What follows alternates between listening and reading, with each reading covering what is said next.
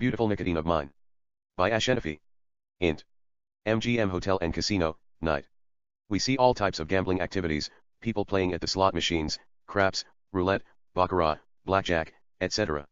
Sean, 32, appears through the thin air and comes to a blackjack table. Sean can see the numbers on the cards. He sits at the table, takes out his wallet, pulls out all his money, $3,500, and places it on the table. The dealer takes the money and replaces it with chips. Sean bets all $3,500. First hand, Sean gets 9 heart and jack spade. The dealer has queen club shown. Sean looks at the card on the dealer's table. It's king diamond. Sean has 19. The dealer has 20. Next card is 2 club. Sean can see it. He tells the dealer to hit him. The dealer does so. Blackjack. Sean wins. Sean looks at Nicole, who is sitting at the poker table. She is playing poker. Close up, Nicole. Nicole looks at Sean and gives him a beautiful smile. Close up, Sean. Sean returns her smile and bets everything.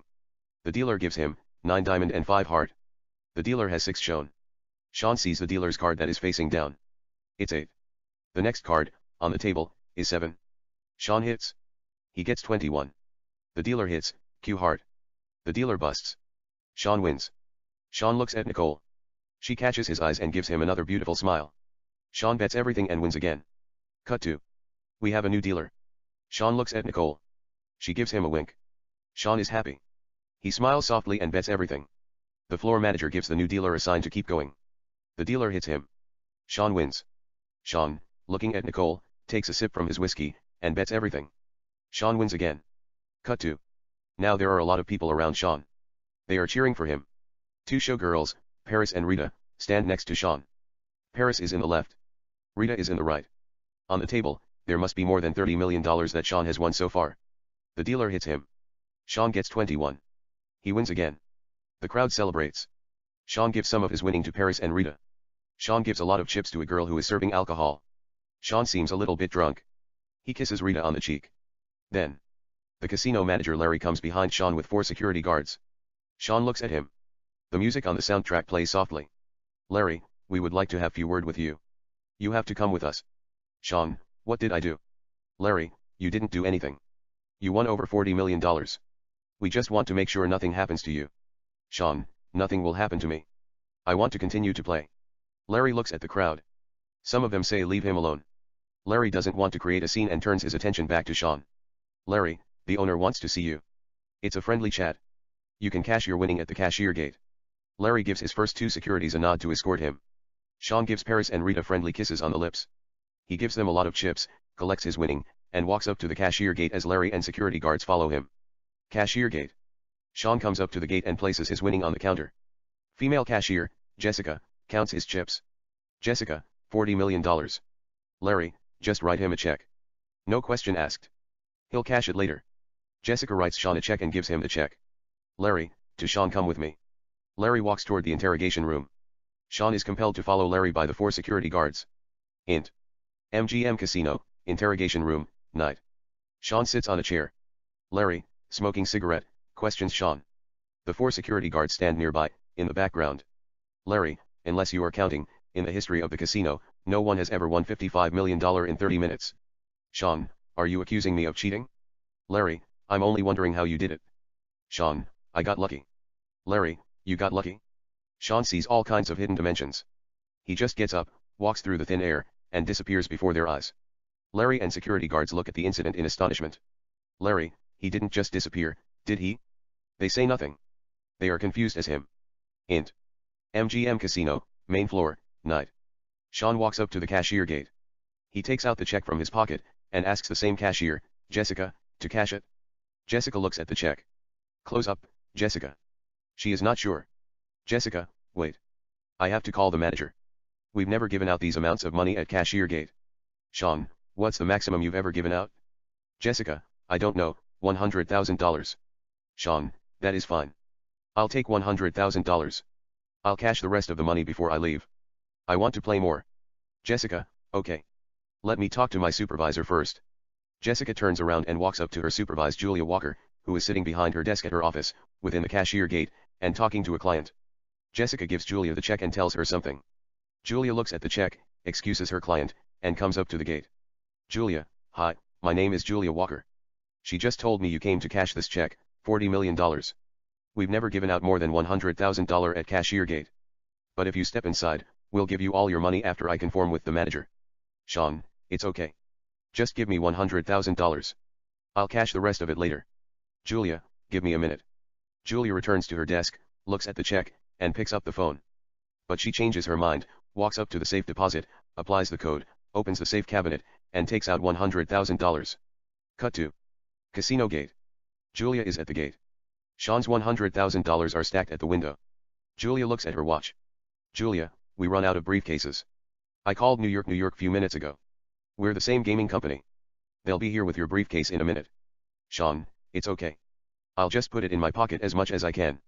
Just place the rest of it in a regular bag. I want to play all of it. Julia, I can give you chips if you want to. Sean, no. Chips. I like raw money. It's an amulet. Julia, if you say so. Here, it's $100,000. You can count it? Sean, it's okay. I trust you. Just give me a regular bag. I don't think my pocket is going to fit all of it. Julia, to Jessica, go get him MGM promotion bag from my office. Jessica nods and walks toward Julia's office. Sean begins to place some of the money in his pockets. Int. MGM, George Kent's office, day. George Kent is the boss of MGM. He is like between Roberto De Niro in Casino and Andy Garcia in Ocean 11, 12, 13. George pours scotch in a glass at his private bar. Larry sits at the desk. George, are you saying, this guy came out of nowhere, won $55 million in 30 minutes? You brought him to the questioning room. He got up and disappeared through the thin air? Larry, exactly. George takes a sip from his scotch as he walks up to his desk. He sits on the edge of the desk, facing Larry. George, do you expect me to believe you? Larry, you don't have to believe me. You can ask the guards. They saw it. George, why should I fucking trust them? All I know is you guys might have gotten big ideas. Let's take this fool for a ride and play him like a puppet. There is a knock at the door. George, come in. Carter, manager 2, walks in. Carter, you should come in, hurry and see this. Int. MGM, security room, night. We see Sean in surveillance cameras. He is in the middle of putting the money in MGM promotion bag. There are 4 security personalities, monitoring the casino surveillance cameras. Then George, Larry, and Carter walk in and watch Sean in surveillance cameras as he continues to put the money in the bag. Larry, to his security team, what are you guys watching this for? You're supposed to stop him. Larry takes out his cell phone from his pocket, and calls Julia at the gate. On the surveillance camera, we see Julia answering the phone. Larry, on the phone, stop the transaction. That man is a thief. But it's too late. Sean has gotten all his money, and he is walking away. Int. MGM Casino, main floor, night. Sean continues to walk down the casino, carrying the money. He sees Nicole at the roulette table at the far end of the casino. Meanwhile, Sean looks at 2 security guards approaching him. He teleports and comes up to the roulette table. Nicole looks at Sean in marvel as if she knew him. Sean, hi. I'm Sean. He gives her his hand to shake. She takes his hand, greeting. Nicole, Nicole. Sean kisses her hand. Sean, pleased to meet you. Nicole, pleasure is mine. Sean looks at 3 security guards approaching him. He takes Nicole's hand. Sean, come on. Let's get out of here. Sean and Nicole walk through thin air and come to Nicoleville in a parallel universe. EXT Nicoleville, night. Nicoleville is a city that exists in a parallel universe. We see millions of sparkling stars, bright moon, skyscrapers, lakes, and rivers. It looks like Venice and Paris. There is a statue of Nicole in the middle of a water fountain surrounded by dancing waters. Nicole looks around. Nicole, what's this place? Sean, it's Nicoleville. Off her look. We are in a parallel universe. Nicole looks at the statue of herself. Sean, did you do that? Sean says nothing. It must have done it. Sean and Nicole get closer. Nicole, why do I feel like I've known you my whole life? Sean, because you've always had my heart. They kiss. Int. Movie theater, Vegas, night. It's the screening of Quantum Love starring Sean and Nicola Ryder. Sean and Nicole sit in the middle of the theater with the audiences, kissing. It is like Michael Jackson and Ola Ray in Thriller, except their lips and tongues are doing most of the acting. Nicole and Sean part their lips. Nicole, let's get out of here. Nicole and Sean get up and leave the theater. Int. Vegas Strip, night. Nicole and Sean take a walk down the strip, conversing. Sean, there could a parallel universe where there is civilization like Earth. They have 48 hours in a day, 7 days in a week, 30 days in a month and 365 days in a year. Time ticks regularly like Earth. Yet when you look at them from Earth point of view, a day stretches to 10 years. A month is 300 years. If you go there, spend 3 days, and return to Earth, everybody in Earth will age 200 years. But you barely break a sweat. Nicole, that doesn't make any sense. Sean, it's not supposed to make sense. It's like Albert Einstein theory E equals mc2.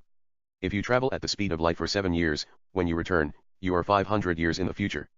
Except in this case, you don't have to travel at the speed of light. You can go through a wormhole. You'll be 9,000 years into the future, depends on where you're going. There are hidden dimensions where anything is possible. Nicole, what about? Can you travel to the past and change things? Sean, you can do whatever you please. Time is not static. Time is quantum. In the near future, time traveling will be possible. Nicole, if time traveling is possible, why we haven't seen people from the future? Sean, that's interesting question. You see, physics tells us time traveling is actually possible. Let's say I travel to the past and kill my grandfather. Would I exist? According to quantum theory, there is a part of me who travels to the past and kills my grandfather as we speak. Yet nothing changes. It exists in a parallel dimension. I wouldn't know about it. Every day we make billions of quantum decisions that we're not aware of. There are hidden dimensions that we do not see right in front of us. Even if I, myself, go back in time and kill a man, whom I thought was my grandfather, it won't affect the future. As soon as you make a journey to the past, you create Matrix. You're in a parallel universe. That's why we don't hear about people from the future. Because if we're talking about technology, we have 5 billion years to make a successful working time-traveling machine till the sun uses up its hydrogen fuel and consumes the Earth. Just look at the past 15 years alone. We design a large hadron collider that smashed 2 particles at the speed of light. It might even allow us to access extra dimensions, and prove the existence of the Higgs boson, the building block of all matters, so to speak. I think down the road, we'll invent a time-traveling machine and travel through time as we please. Yet we'll find ourselves in a parallel universe. Nevertheless, just maybe, our brains haven't developed yet, to see these extra dimensions that whirl and vibrate throughout the fabric of the cosmos. And once we understand our true potential, we'll find out that time is illusion. We don't have to build a time travel machine. We'll just walk through the thin air and see how our past, present and future unfold at the very creation of soul before Genesis, at this instant moment, forthcoming and beyond. Nicole is impressed with his answer.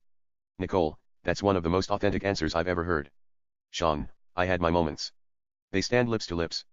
In the background, we see Bellagio dancing water fountain. Nicole, humorously tell me. Are you the reincarnation of Christ? Sean smiles softly. Sean, no, I'm not. I'm a simple man who is head over heels in love with thee. Nicole smiles in beauty. They kiss French. EXT Palazzo Hotel and Resort, night. An established shot of Palazzo Hotel and Resort. Int. Palazzo Hotel and Resort, bedroom, night. Sean and Nicole make love. It is steamy, seductive, and passionate. We stay with them with series cuts as they go at it with various sexual positions. EXT Palazzo Hotel and Resort, rooftop, bathtub, night. We see sparkling stars, bright moon, and roses petals. Sean and Nicole are in the bathtub, surrounded by candles. Nicole rests on Sean's chest with closed eyes. Sean is behind reciting She Comes Not When Noon Is on the Roses by Herbert Trench from memory. Sean, she comes not when noon is on the roses. Too bright is day. She comes not to the soul till it reposes from work and play. But when night is on the hills, and the great voices roll in from sea, by starlight and by candlelight and dreamlight, she comes to me. Sean kisses her on the shoulder. On the soundtrack, music plays melodiously. Montage. A quick take of Vegas. Aerial view of Vegas, skyscrapers and casinos, Stratosphere, Encore Hotel, Monte Carlo Casino, Bellagio, Venice Casino, Treasure Island, Mandalay Bay, and others. Int. Monte Carlo Casino, Blue Man Group, day. Sean and Nicole watch the Blue Man Group show. Int. New York, circus, day. Sean and Nicole watch Cirque du Soleil who are doing all kinds of incredible stunts. Cut to 2 Cirque du Soleil trapeze performers, a guy and a girl, try to pull a stunt without the safety net. The girl swings from a trapeze and flips in the air. The guy, who is hanging upside down, tries to catch her. But she slips from his hands and begins to fall. Sean instinctively teleports through the thin air and catches her in a heartbeat. The audiences don't know how that happened. They think it is the part of the act. They applaud. Sean puts her down on the floor and bows before the crowd. Yet, it didn't happen. It's only fantasy. Sean was daydreaming. He opens his eyes and continues to watch Cirque du Soleil that are in the middle of performing Zumanity. It is a sensual act. Sean looks at Nicole who is into the show. But she turns her eyes on time and catches his eyes. They get closer and kiss. EXT BMW convertible, moving, day. Sean and Nicole drive at the strip of Vegas. They are conversing but we don't hear what they are saying due to the music on the soundtrack. They are not wearing seat belts. Sean says something romantic. She smiles in beauty, comes to Sean, sits on his lap. They kiss while kissing. Int. Paris Casino, club, night. Sean and Nicole dance in the middle of the crowd. They then kiss French. EXT Encore Hotel, night. An established shot of Encore Hotel. Int. Encore Hotel, Sean and Nicole's room, bedroom, night. Sean and Nicole make love. Int. Venice Casino, boutique, day. Nicole comes out of the dressing room, wearing a beautiful white Valentino gown, and shows Sean the dress. On the soundtrack, dance music plays melodiously. Dissolve to. Nicole comes out of the dressing room, wearing a seductive black gown, and shows Sean the dress.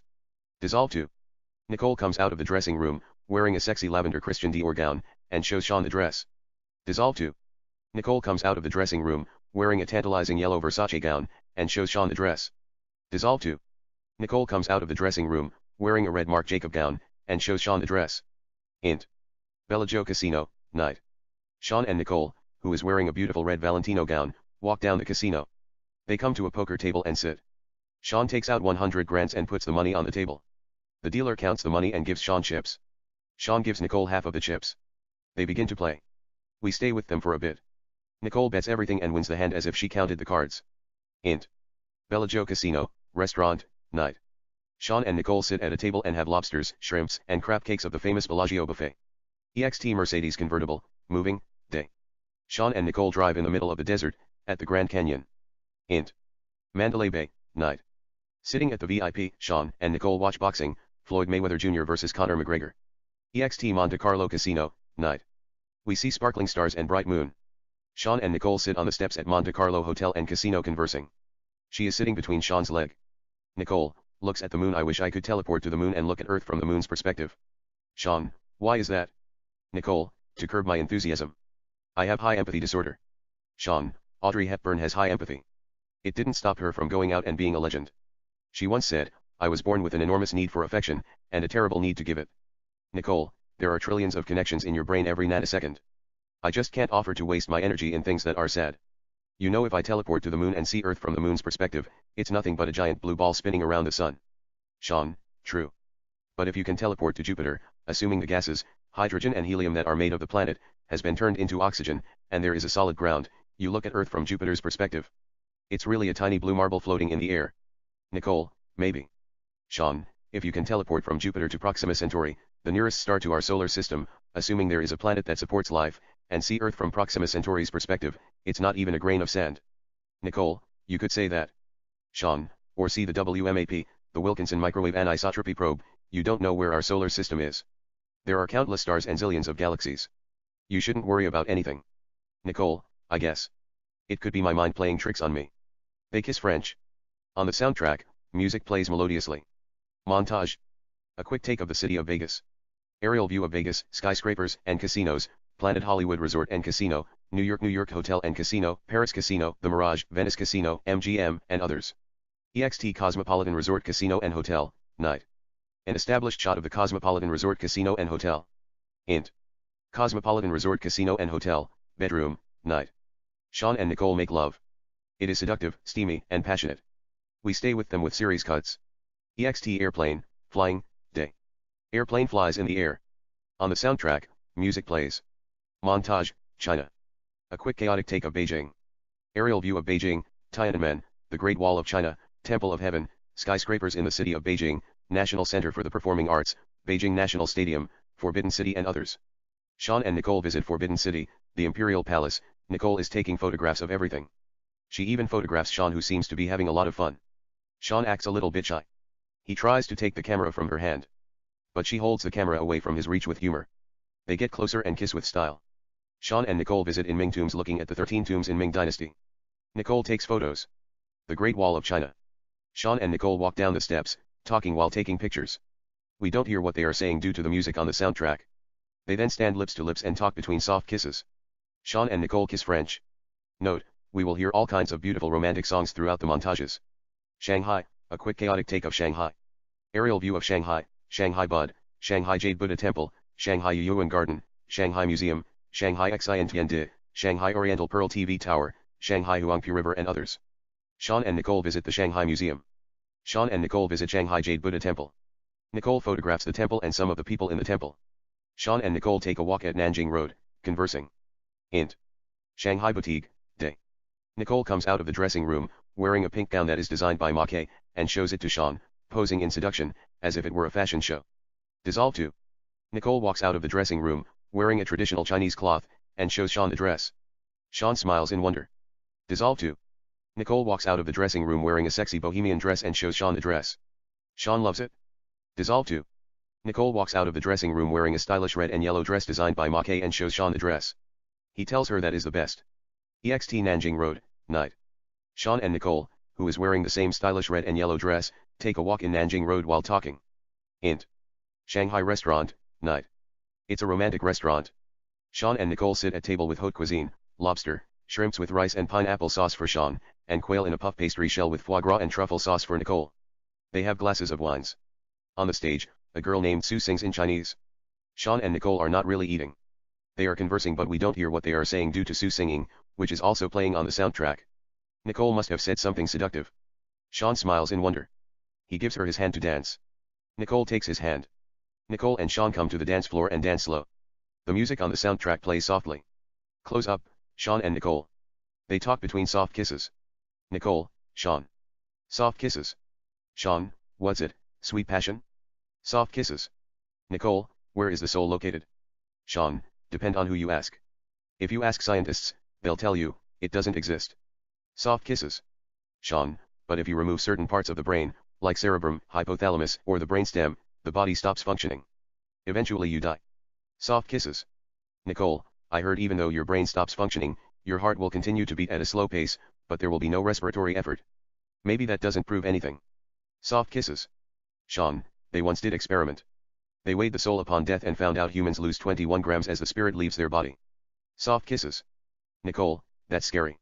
Soft kisses. Sean, yet, I believe the soul is located at the core of our heart. It's actually weightless. It only weighs when we fall deeply in love. Nicole, it's possible. Or it could be the other way around. The soul is located on our lips. It's weightless. It only weighs when we fall deeply in love and kiss French. He smiles in wonder. They kiss French. Nicole, but seriously, if scientists say the soul doesn't exist, what makes us who we are? What self-awareness? The actual conscious, are we the sum of our experience? Sean, experience shapes our identities. Nicole, what about DNA? Could our genes hold the secret of the spirit? Sean, it's possible. But 99% of human genome are similar to a mouse. And if you take a cell from a fruit fly and clone it, you'll get life that grows and divides. Yet the question is, anything that grow and divide has soul. Nicole, maybe the soul is something that's not meant to be disturbed. We're not here to figure it out with experiment, but to feel its essence with every beat of our heart. Soft kisses. Sean, it's the deepest mystery of all. Some kind of cryptograph that we must continue to decipher with French kiss. Nicole smiles in beauty. They kiss intimately. On the soundtrack, Chinese music plays melodiously. Int. Hilton Hotel, night. Sean and Nicole make love surrounded by candles. It's sensual, steamy, and passionate. On the soundtrack, Chinese music continues to play melodiously. We stay with them for a bit. Montage, Hong Kong. A quick chaotic take of the city of Hong Kong. Victory Park, Macau SAR, Nathan Road, the Star Ferry, Temple Street, Night Market, Repulse Bay, Stanley, aerial view of Hong Kong, and others. Hong Kong. Sean and Nicole sit at a fast food restaurant in Night Market and have Chinese food, shrimp with white rice and sesame chicken. Nicole feeds Sean a shrimp with her hand. Sean eats from her hand. Sean feeds Nicole chicken with his chopstick. Nicole eats it. Nicole gets up, walks around the table, and sit on Sean's lap. They talk between soft kisses and kiss French. Hong Kong, Avenue of Stars. Sean and Nicole look at a statue of Bruce Lee on the Avenue of Stars. Sean shows Nicole a little bit kung fu. Nicole responds with her own martial arts. They are having a lot of fun. They exchange soft martial arts, punching and kicking. Nicole hits him on the stomach playfully. Sean holds her. They stop fighting. He then cuddles her with one arm and kisses her on the lips as they walk toward the camera. Hong Kong Theater. Sean and Nicole sit in the middle of the theater alone, private screening, and watch In the Mood for Love starring Tony Leung and Maggie Cheung. EXT Hong Kong Club, night. It is one of the biggest nightclub we have ever seen in our lives. Thousands of party-goers dance as if it were the birth of the universe. Sean and Nicole dance in the middle of the crowd. They then kiss French. Int. Hong Kong Hotel, bedroom, night. Nicole and Sean make love. It's seductive, steamy, and passionate. We stay with them for a bit. Montage, Tokyo. A quick chaotic take of the city of Tokyo, aerial view of Tokyo, Nishi Shinjuku, Tokyo Skytree, Rainbow Bridge, Shibuya, National Diet Building, and others. On the soundtrack, music plays melodiously. 2017 Toyota convertible. Nishi Shinjuku. Sean and Nicole drive in Nishi Shinjuku, Tokyo. Tokyo National Museum. Sean and Nicole visit Tokyo National Museum.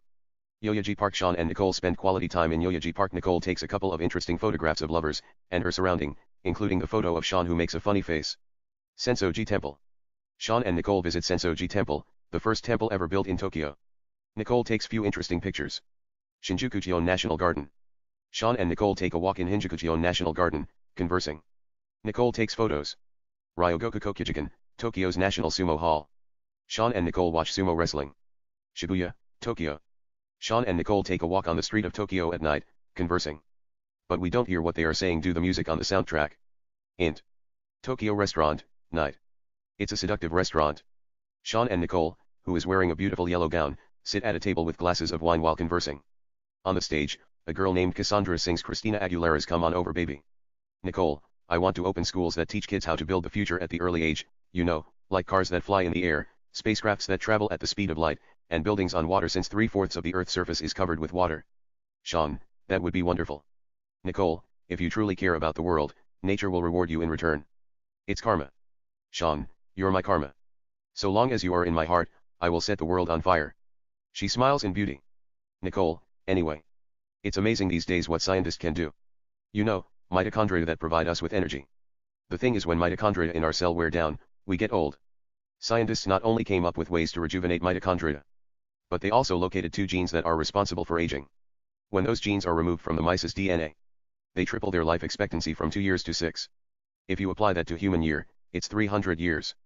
We would have been sitting here and talking to Mozart and James Watt. Sean, who's James Watt? Nicole, James Watt is an inventor. He is responsible of reinventing steam engine, which led to the Industrial Revolution in 18th century. Sean, I think I might have heard of him, but how does steam engine really work? Nicole, steam has a valuable ingredient. Working fluid that actuates a machine. Using steam engine, you can convert water vapor into pure energy, like gas and electricity. Sean, I hear you. But let's say they make a pill that keeps you around for 1,000 years, would you take it? Nicole, not really. Sean, what do you mean by not really? Nicole, you can't measure the depth of your soul with how long you live in this world, but how you spend it. Jesus only lived till he was 33. He died for our sin and achieved immortality. But there are people who lived past 100 years. You don't really hear about them. Sean, you got a point. Nicole, besides, if God or Mother Nature wants us to live 1,000 years, it would have designed us that way. Buddha talks about reincarnation, how the soul, upon death of the body, comes back to earth in another body. The question is not should we live 1,000 years, but are we the sum of our memories? I mean, take any person. Open his brain and remove the temporal lobes that are responsible for short-term and long-term memory storing, and thought processing. How does that person know who he is, who he was, what he has done with his life? The same thing with reincarnation, rebirth of the soul in a new body. I could be someone important in the previous life, or just a burlesque in cabaret. I would never know. But what brings salvation to your soul is to live your life to the fullest with the time you have. Sean is impressed with her respond. Sean, that's a brilliant answer. Nicole, humorously I have my moments. Sean smiles softly. On the stage, Cassandra begins to sing Selena Gomez The Heart Wants What It Wants. Sean gives her his hand to dance. She takes his hand. They come to the dance floor and begin to dance slow. Nicole, Columbia Pictures wants me to star in the remake of It Happened One Night. Retitled, It Had to Be You. I told my agent I would only take the part if you play the lead role. Sean smiles softly. Sean, I don't know if I can do it. I am not an actor. I mean I'm thinking about writing a couple of novels. Nicole, what novels? Sean, a novel about your eyes. He kisses her on the eyebrow. Sean, another novel about your nose. Sean gives her a soft kiss on the nose. Sean, a third novel about your cheeks. Sean kisses her cheeks. Sean, a fourth novel about your lips. He kisses her on lips. Nicole smiles in beauty. They kiss French. Int. Sean and Nicole's house, Tokyo, bedroom, night. Sean and Nicole make love. It's sensual, seductive, steamy, and passionate. We stay with them with series cuts as they go at it with various sexual positions. Int. Sean and Nicole's house, Tokyo, living room, night. Sean and Nicole sit in the bathtub placed in the middle of the living room with candles and rose petals. Nicole rests on Sean's chest with closed eyes. Sean recites Merciless Beauty, excerpt, by Geoffrey Chaucer from memory, softly by her neck. Sean, your eye and too will slay me suddenly. I may the beauty of them not sustain. So woundeth it throughout my heart keen. And but your word will heal and hastily. My heart's wounda, while that it is green. Your eye and too will slay me suddenly. I may the beauty of them not sustain. Upon my truth I say you faithfully. That ye been of my life and death the queen. For with my death the truth shall be seen. Your eye and too will slay me suddenly. I may the beauty of them not sustain. So woundeth it throughout my heart keen. He kisses her on the shoulder. There is a silent moment. She then. Nicole, with closed eyes. Sean, baby. Sean, what's it, dream fever? She opens her eyes.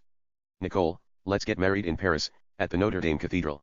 Sean, as you wish. They kiss French. EXT airplane, flying, day. Airplane flies in the air. EXT Notre Dame Cathedral, day.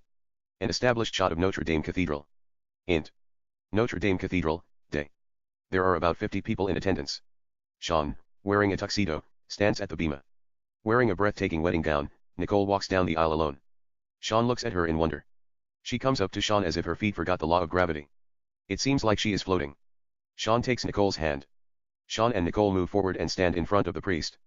Priest, we are gathered here in the presence of these witnesses to join this man and this woman together in matrimony. Cut to Notre Dame Cathedral, minutes later. Priest, join right hands. Sean and Nicole join right hands. Priest, to Nicole, repeat after me. I Nicole Ryder take you, Sean Bryant, for my lawful husband. Nicole, I Nicole Ryder take you, Sean Bryant, for my lawful husband. Cut to Notre Dame Cathedral, a couple of minutes later. Sean, in sickness and in health. Priest, I will love and honor you all the days of my life. Sean, I will love and honor you all the days of my life.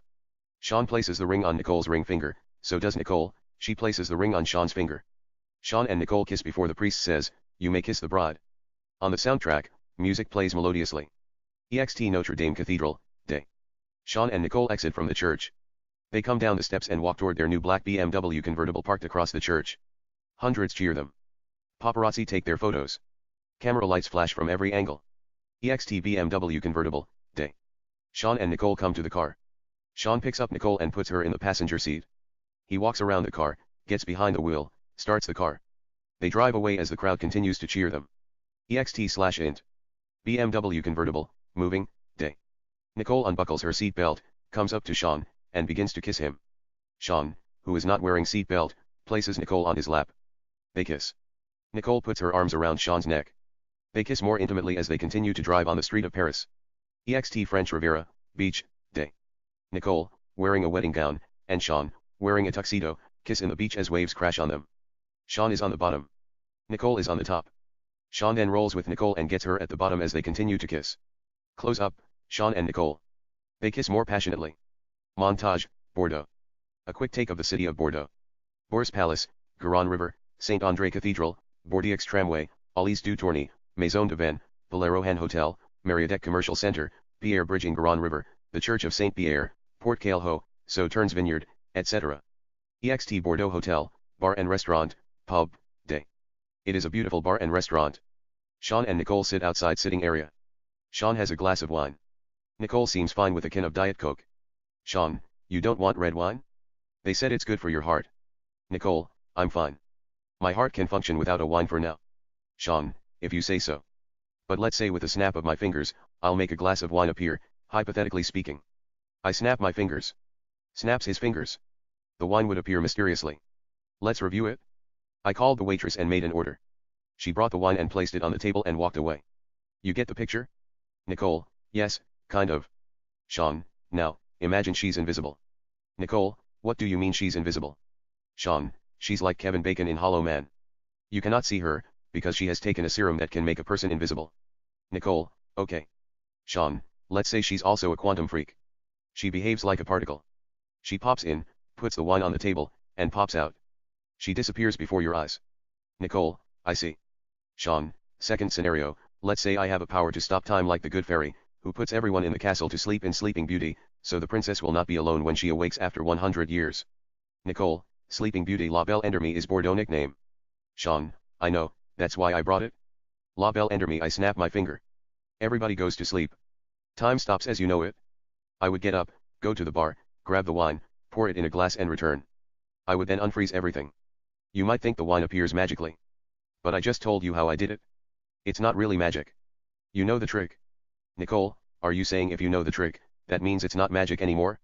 Sean, exactly. Nicole, that doesn't sound fair. Sean smiles charismatically. Sean, there is more. I snap my fingers. The wine appears puzzlingly. How did it appear? Nicole, it pops out of the thin air from a parallel universe. Sean, actually, a guy, who is a copy of me in a parallel universe, stops whatever he was doing, teleports, puts the wine on the table, and returns to his universe in a blink of an eye. Nicole, playing along, how's that possible? Sean, since we are connected in higher conscious order, I sent him a message. I told him I want to impress the love of my life, so stop whatever you are doing. I want you to teleport to Earth and place a glass of wine in front of her in a snap of my fingers. He obeyed. Nicole, that's something. Sean, there is more. Nicole, let me hear it. Sean, I snap my finger. The wine appears out of nowhere. Pure magic. No explanation whatsoever. How and what, we have no idea. The best explanation would be the wine has already existed.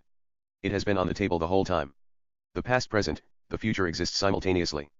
But that is only a guess. It's far from the truth. The wine appears out of the blue. How? Nobody knows. Nicole, playing along, we have no clue. Sean, that is how you're created. Your flesh appeared before your soul. Your soul appeared before time and space. How, where, when, past, present, future. No mortal, who is made of flesh and blood, knows the truth. It's pure miracle. Nicole smiles in beauty. On the soundtrack, music plays melodiously. Sean takes a sip from his wine and snaps his fingers. Magically, a glass of red wine appears in front of Nicole. There is no explanation whatsoever. Nicole looks at Sean in wonder. She has no idea how he did it. She grabs the wine. They cheer, take sips, put their glasses on the table. Nicole walks around the table and sits on his lap. They talk between soft kisses and kiss French. Ext Rue Sainte Catherine, Day. Rue Sainte Catherine is a historical street, 1.2 kilometers long pedestrian street. It is also the main shopping street in Bordeaux, France. Sean and Nicole take a walk talking. Nicole then complains about leg cramps. Sean carries her on his back. They continue to move down the street, having the time of their lives. Int. Bordeaux fashion store, Day. Nicole steps out of the dressing room, wearing a black Valentino gown, and shows Sean the dresses. Sean likes it. Cut to. Nicole comes out of the dressing room, wearing a yellow Marc Jacob gown, and shows Sean the dresses. Cut to. Nicole comes out of the dressing room, wearing a light blue Christian Dior gown, and shows Sean the dresses. Cut to. Nicole comes out of the dressing room, wearing a red Versace gown, and shows Sean the dresses. Sean loves it. Ext Grand Theatre de Bordeaux, night. An established shot of the Grand Theatre of Bordeaux. Int. Grand Theatre de Bordeaux, night. Sean and Nicole sit in the VIP box and watch La Fille Malgardy. Nicole asks Sean a question. Sean tells her something. Nicole smiles in beauty, and continues to watch the show. We stay with Sean, Nicole, and La Fille Malgardy for a bit. Ext Garonne River, Pierre Bridge, night. Sean and Nicole take a walk in the bridge talking. They then stand lips to lips, next to the frame. Close up, Nicole and Sean. They talk between soft kisses. Nicole, softly by his lips. Sean. Soft kisses. Sean, softly down by her lips. What's it, sweetheart? Soft kisses. Nicole, what do you think of me? Soft kisses. Sean, the most beautiful girl ever. Soft kisses. Nicole, humorously, I'll be the luckiest woman alive if that would do it for me. Soft kisses. Sean, do you have any idea what you mean to me? Soft kisses. Nicole, what do I mean to you? Soft kisses. Sean, beautiful passion. Soft kisses. Nicole, what is beautiful passion? Sean, it means you are so beautiful to the point where I feel neither my heart beating nor a tick. I want to lick you from head to your feet till I fall beyond sick. She smiles in seduction and hits him on the arm playfully. Nicole, you are a freak. Sean, but seriously. Not only are you the most beautiful girl in the world from here to eternity, but you also make me want to be the best version of myself I can be. She smiles in beauty. They kiss French. Int. Sean and Nicole's house, Bordeaux, bedroom, night. Sean and Nicole make love. It is steamy and passionate. We stay with them with series cuts. Montage, Vienna. A quick take of the city of Vienna. Schloss Schönbrunn, Rathaus Reisenrad, Staatsoper, Stephansdom, Kunsthistorisches Museum, Stephanplatz, Johann Strauss Denkmal, Cezes Zion, Donau City, Hundertwasserhaus, Donnerbrunnenfountain, Sigmund Freud Museum, Neptune's Fountain, Athena Fountain, Hokestrahlbrunnen, Vermellungsbrunnen, Andromedabrunnen, and others. On the soundtrack, Wolfgang Amadeus Mozart Symphony plays. 2012 Lamborghini Murcielago convertible. Sean and Nicole drive on street of Vienna. Kunsthistorisches Museum. Nicole and Sean visit a couple of interesting paintings. Schönbrunn Palace. Sean and Nicole take a walk, talking. Meanwhile, Nicole takes pictures of the surrounding. Donnerbrunnen Fountain. Sean photographs Nicole who is posing inside the Donnerbrunnen Fountain. Nicole does a couple of sexy poses, splashing water. Belvedere Palace. Sean and Nicole look at the ceiling painting of the Marble Hall in the Upper Belvedere by Carlo Carlone. St. Stephen Cathedral. Sean and Nicole visit the church. Hotel Sacher. Sean and Nicole sit at a table and have sascherdert. Sean feeds her. Nicole eats from his spoon. Lamborghini Murcielago convertible. Sean and Nicole, who is sitting on Sean's lap, Kiss as they continue to drive on the street of Vienna. Montage, Germany. Berlin. A quick take of the city of Berlin. Fernsehturm and skyline, Siege Saal, Kaiser Wilhelm Gedächtniskirche, Spree River, Kaiser Wilhelm Memorial Church, Brandenburger Tor, Potsdamer Platz, Berliner Dom, and others. 2017 Mercedes convertible. Sean and Nicole drive on the street of Berlin. Berlin State Museums. Sean and Nicole visit Berlin State Museums. The Museum Island Bridge. Sean and Nicole kiss in the Museum Island Bridge. Brandenburger Tor. Sean and Nicole take a walk at Brandenburger Tor, talking. Meanwhile, Nicole takes pictures. Berlin International Movie Festival, Day. Sean and Nicole attend Berlin International Movie Festival. Paparazzi take Sean and Nicole's photos. Camera lights flash from every angle. Berlin International Movie Festival, Theater. Nicole and Sean sit in the middle of the theater and watch a Germany movie, Wings of Desire starring Bruno Ganz and Solveig Dommerden. Berlin Bar, Night. Sean and Nicole sit at the bar and drink beers, Heineken. On the stage, a girl named Michelle sings in Germany. Sean gives Nicole his hand to dance. She takes his hand. They come to the open floor and dance like Mia and Vincent in Pulp Fiction. They then get closer, talk between soft kisses, and kiss French. Int. Berlin Hotel and Resort, Sean and Nicole's room, night. Sean and Nicole make love. It is steamy, seductive, and passionate. Int. Sean and Nicole's room, living room, night. Sean and Nicole are in the bathtub that is placed in the middle of the living room. Sean is behind. Nicole rests on his chest. He is reciting an original poem from memory. Sean, sweetheart, thou art like a snowflake that falls from the sky in a hot clime. Thy radiant face is that brought thee into my attention and light that media labeled as lime. Perhaps, love is a crime. But no poet, who falls in love with a girl at sight, write a poem that doesn't rhyme. Tell me, gorgeous, is it a sin to kiss your lips and freeze everything that obeys time? Thy lips are set of principles created by divinity as unquestionably truth and creed. They make me want to do good deed. Just the sight of them make my soul bleed. I neither follow rules that mislead nor believe in greed. I give away what I don't need. I only take advantage of romance when I have to pick up speed. Yet, I get overwhelming desire to kiss thy lips till a rose grows in my lungs like a weed, and redeem, not guilty and passion that my heart had to plead. Nonetheless, darling, I don't know why the heart does what it does in candlelight. I think about thy eyes in the night. They are like diamonds in twilight, alluring yet lethal like femme fatale in film noir that I watched in black and white. However, I see them in color like love poems that I write. Moreover, honey, let devil and his demons applaud, and say there will be a flood, it might be a warning from a prophet that lives abroad. And it shall turn the whole thing into mud. Fire would get permission to turn life into fraud, and consume everything that is made of flesh and blood. Yet, at the end of the day, the passion I have for thee not only stand the wrath of God, but also grows in my soul sweeter than a full blossom rose that thinks it is a bud. Baby, it only means you are so gorgeous, I want to make love to you till the stars in the sky and the flowers at the Garden of Eden either feel or hear each kiss, contact, penetration, pleasure, and thud. Nicole smiles in beauty. Sean and Nicole kiss French. Montage. Hamburg, a quick chaotic take of Hamburg, aerial view of Hamburg Grossfreiheit, Speicherstadt, River Elbe, Alsterfleet, Port of Hamburg, Dockland Office Building, view of the Bindmelster, St. Michael Cathedral, and others. 2012 Audi convertible. Sean and Nicole drive in the streets of Hamburg. Reeperbahn, night. Nicole and Sean take a walk in the Reeperbahn, conversing.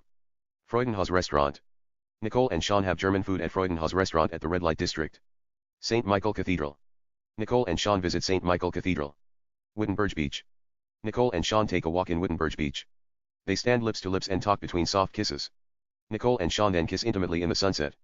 Montage, Munich. A quick chaotic take of Munich. Aerial view of Munich, Frauenkirche, the Nymphenburg Palace, the BMW headquarters, the new town hall, the Munich Hofgarten, the Allianz Arena, and others. Marienplatz, Day. Sean and Nicole take a walk at Munich's most famous square, talking. Meanwhile, Nicole takes photos of her surroundings. English Garden Munich. Nicole poses for Sean in erotica. Sean photographs her. BMW convertible, moving, day. Sean and Nicole drive on the street of Munich, talking. Nicole then comes up to Sean and sits on his lap. They kiss as they continue to drive. Montage, Lisbon. Aerial view of Lisbon, City Belém Tower, Castle of São Jorge, Lisbon Oceanarium, Geronimo's Monastery, 25th of April Bridge, National Pantheon, Santa Justa Lift, Palace Belém, aerial view of Alfama, the oldest district of Lisbon, the Alcantara Docks, Rua Augusta Arch, Praça do Comércio, Lisbon Sport, Parque das Nacos, and others. EXT Lisbon Street Market, day. Sean and Nicole walk in the busy street of Lisbon, market, shopping. They come to a food stand where they sell fruit and vegetable. Nicole asks a female clerk to give her tomato, cilantro leaves, apples, and other things. The clerk does so. Sean takes out €200, and pays her. He tells her to keep the change. Sean and Nicole walk away. EXT Lisbon Street Market, different section, day. Nicole and Sean come to another food stand where they sell bread. Nicole tells Sean to hold her grocery bags for a second. She grabs a loaf of bread and asks a young male clerk how much the price is. The clerk tells her the price.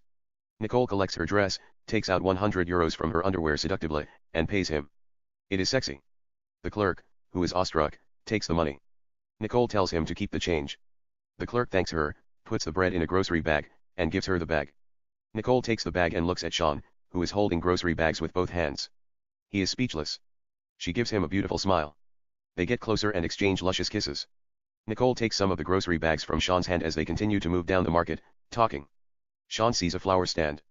He walks up to the shop, grabs a fresh-cut red rose, gives the clerk €100, and tells her to keep the change. Sean returns to Nicole, who is carrying groceries bags with both her hands. Sean puts the roses in her grocery bag, cuddles, and kisses her on the lips as they walk towards the camera. Int. Sean and Nicole's beach house, Lisbon, kitchen, night. Sean, who is shirtless, and Nicole, who is wearing only Sean's shirt and Victoria's Secret underwear, cook, pasta, rice, fish, Italian meat sauce, salad, pizza, and apple pies. On the soundtrack, music continues to play melodiously. Sean and Nicole talk between soft kisses while cooking. They then dance slow. Sean picks her up and puts her on the kitchen table. They kiss French. Nicole opens his pant. He unbuttons her shirt, removes her underwear alluringly. Sean removes his pant completely and gets between Nicole's legs. They kiss and begin to make love in the kitchen. Int. Sean and Nicole's beach house, Lisbon, bedroom, day. Sean and Nicole continue to make love. It's seductive, steamy, and passionate. We stay with them with series cuts.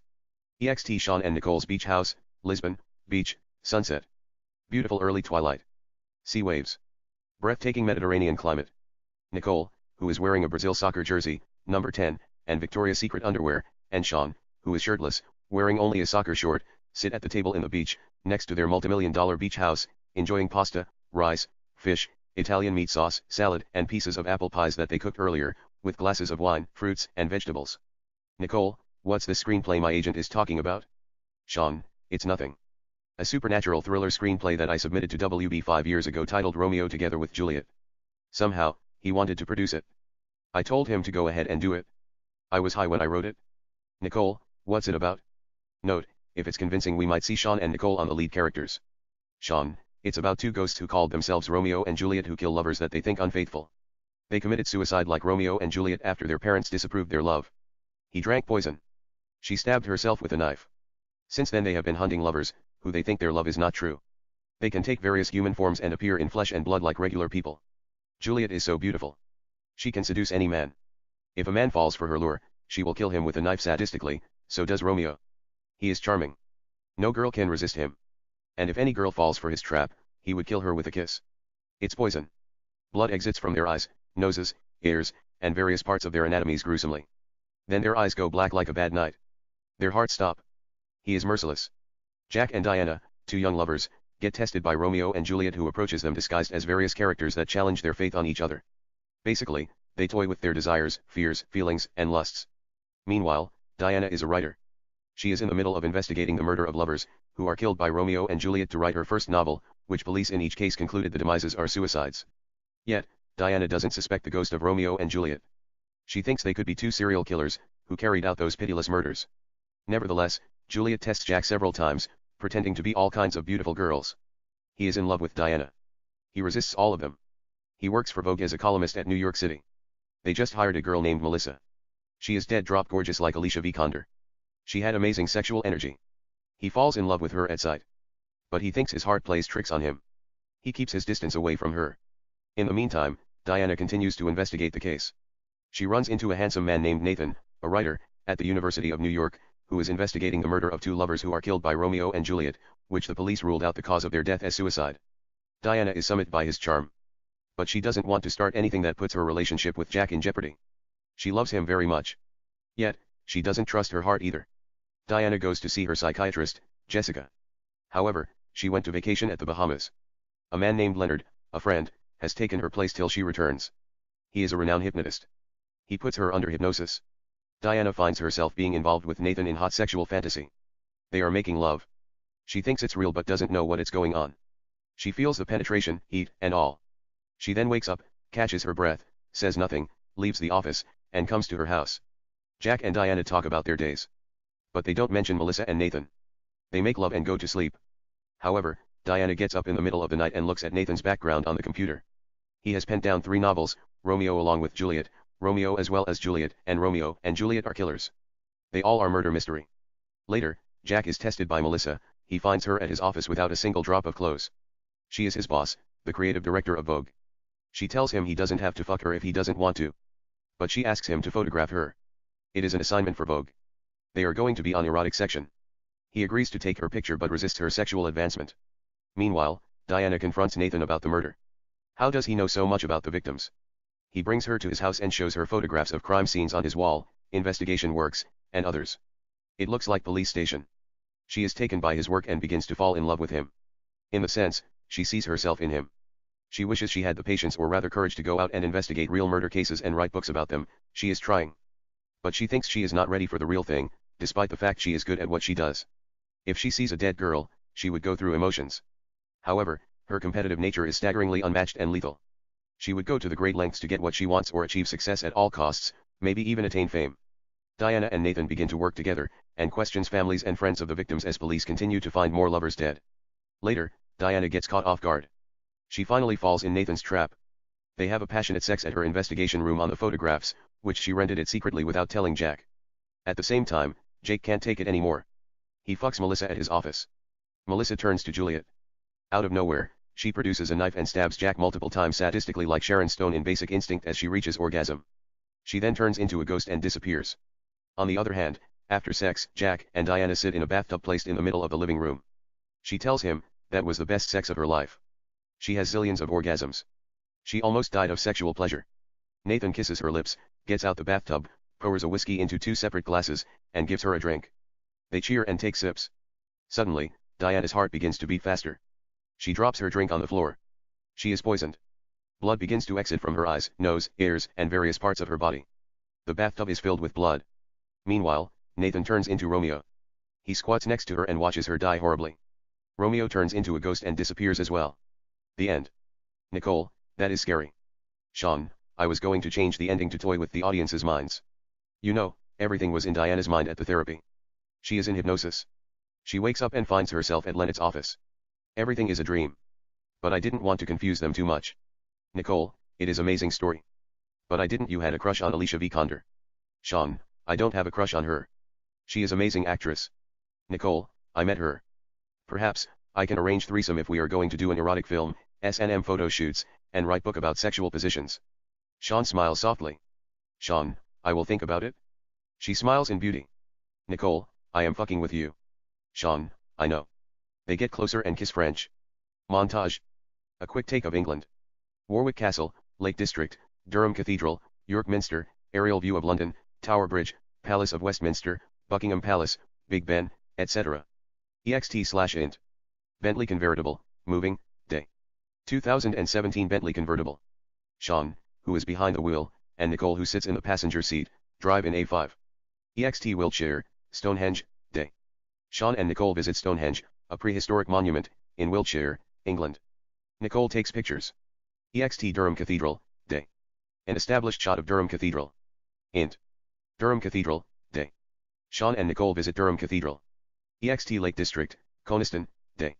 Sean and Nicole take a boat ride at Lake District National Park in Coniston. ext Warwick Castle, River Avon, day. Sean and Nicole sit by the River Avon, Warwick Castle, and have a picnic, sushi, turkey sandwiches, fish, scones, clotted cream, raspberry jam, grapes, strawberries, and bottle of red wine, glasses of wines. ext York Minster, day. An established shot of York Minster. It is one of the largest cathedrals in Europe. Int. York Minster, day. Sean and Nicole walk down the aisle, talking while looking at the breathtaking interior design, the paintings on the windows, sculptures, the nave, octagonal chapter house, etc. ext Liverpool, Pierhead, day. Sean and Nicole take a walk at Pierhead, a riverside location at the city center of Liverpool, conversing. Nicole, what's your zodiac sign? Sean, I'm Cancer. Nicole, that explains a lot why you're so romantic. Sean, am I that romantic? Nicole, the most romantic man ever. He smiles charismatically. Sean, thanks. But what Cancer has to do with being romantic? Someone out there, who's born on the same zodiac sign, might be a serial killer. Nicole, it's less likely. Cancers are the greatest lovers. But they multiply in your heart, eat your soul, and leave you with nothing if they feel like it. Sean, I might multiply in your heart and kiss your soul. But I'll never leave you. He cuddles her with one arm and kisses her on the cheek. Sean, rephrasing Shakespeare's Romeo and Juliet, I'll cut my heart into little stars, till they make the face of heaven so fine that you'll fall in love with me in the night. Nicole, playing along, so long as you don't kill me with a kiss, blood exiting from my eyes, nose, ears, and all like Romeo together with Juliet. I would be fine. Sean, humorously, I am very disappointed you said that. It was just a film. It has nothing to do with my feeling. Nicole, I know, but sometimes, Cancer can be moody. Sean smiles in wonder. Sean, how's that? Nicole, never mind. Sean, okay. What about Leo? What are they like? Are they moody too? Nicole, why? Are you Leo or Cancer? Sean, I'm Cancer. But you said Cancers could be moody. I'm just wondering if Leo could be moody as well. You can apply Leo's astrological reading to Cancer, and Cancer's astrological reading to Leo. It's the same thing. Nicole, it's different. Leos are very passionate. If they're committed to a relationship, they're devoted and faithful. They're leaders and adventurers. But they are also prideful and egoistic. They want to be in control. They want people to admire them.